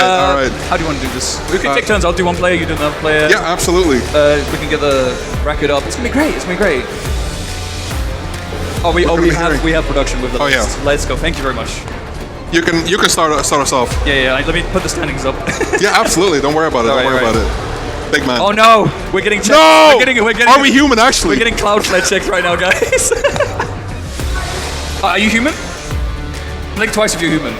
I don't know, man. I can't pass the capture check apparently. All right. So, all right. So I don't know who we're doing first though, but we got tied. Go for bottom up. Wait, hold up. We need to move the cameras. Why are the cameras on us? We want to on the stage. Cameras on the stage, guys. Come on. Get us out of here. There we go. Much better. Much nicer. All right, we can start, yeah? Cool. All right, so tied for 7th place. We got Azado Gamer straight from Denmark. Forsken. Woo! Give it up, come on, more hype. This is Strive Top 8. This is a gold event. All right, and then also, oh yeah, you can do the next one. Yeah, absolutely. We trade. And the other person on the shared 7th place, straight from Greece, the Axel Menace, we have Boss Cypher! The Aura Farmer himself. The Aura Farmer himself! The Taunter from Greece. Yes! Yes, all right. Then, for 5th place, the Viking with the most soul, our juice drinker. Yes! Crash DF! Hey!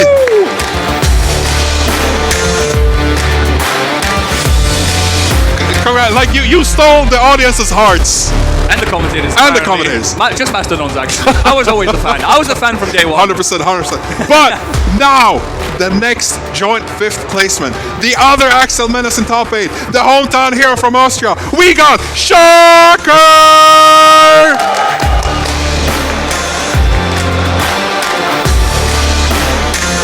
Alrighty, and then for 4th place, almost podium finish, the menace of EMEA Strive, the chip to beat all chips, Scarfed! Or Scarf Edge, whatever. Scarf ED, that's it. Scarf ED, yeah. Scarf Educational. And now, the man from Japan who flew across the ocean, the Slayer, the Leo legend, we have Bushin!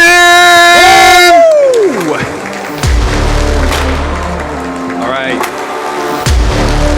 Bronze medal. And now, 2nd place. Our hometown hero, my pro player, what are you doing? The Dizzy Gamer himself. Didn't make it, but still got to 2nd place. Give it up for Rezo!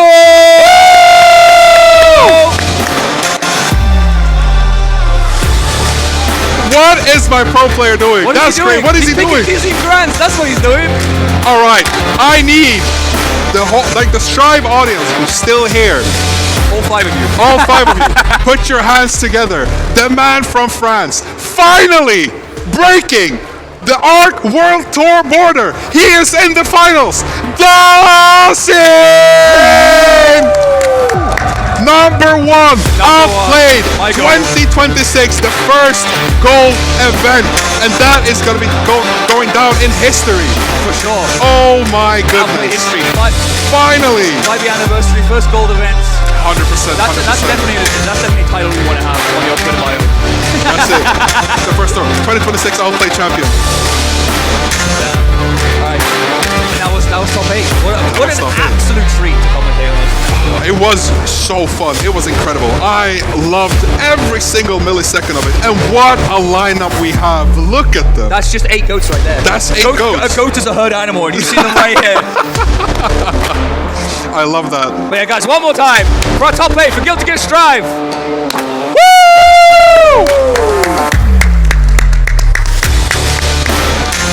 Alrighty. Oh, we're getting group photos as well, of course. Oh, hell yeah. For the Twitter, for the socials. We're gonna get that new banner, bro. True. Yeah, that's the new banner. So true.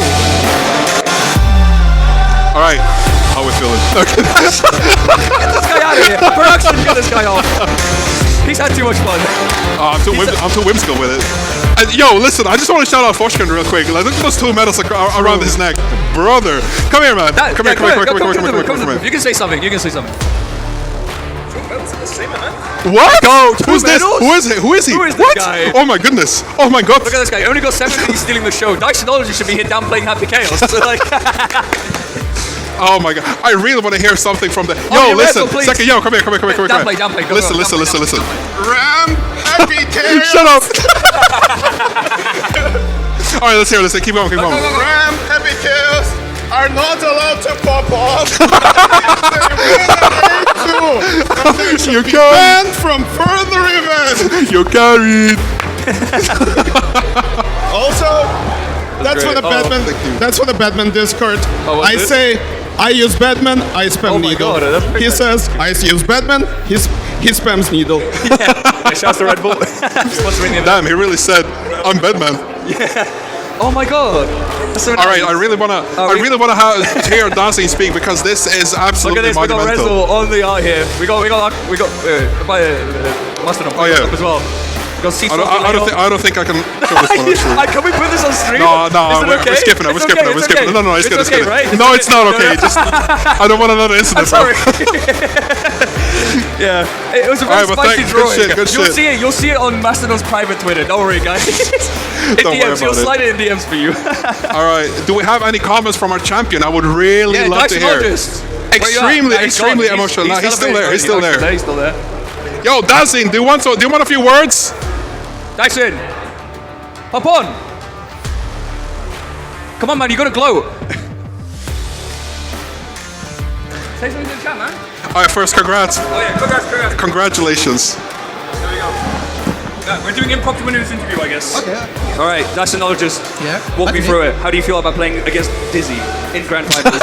Rezo whipping it out at the end. Weird. It felt weird.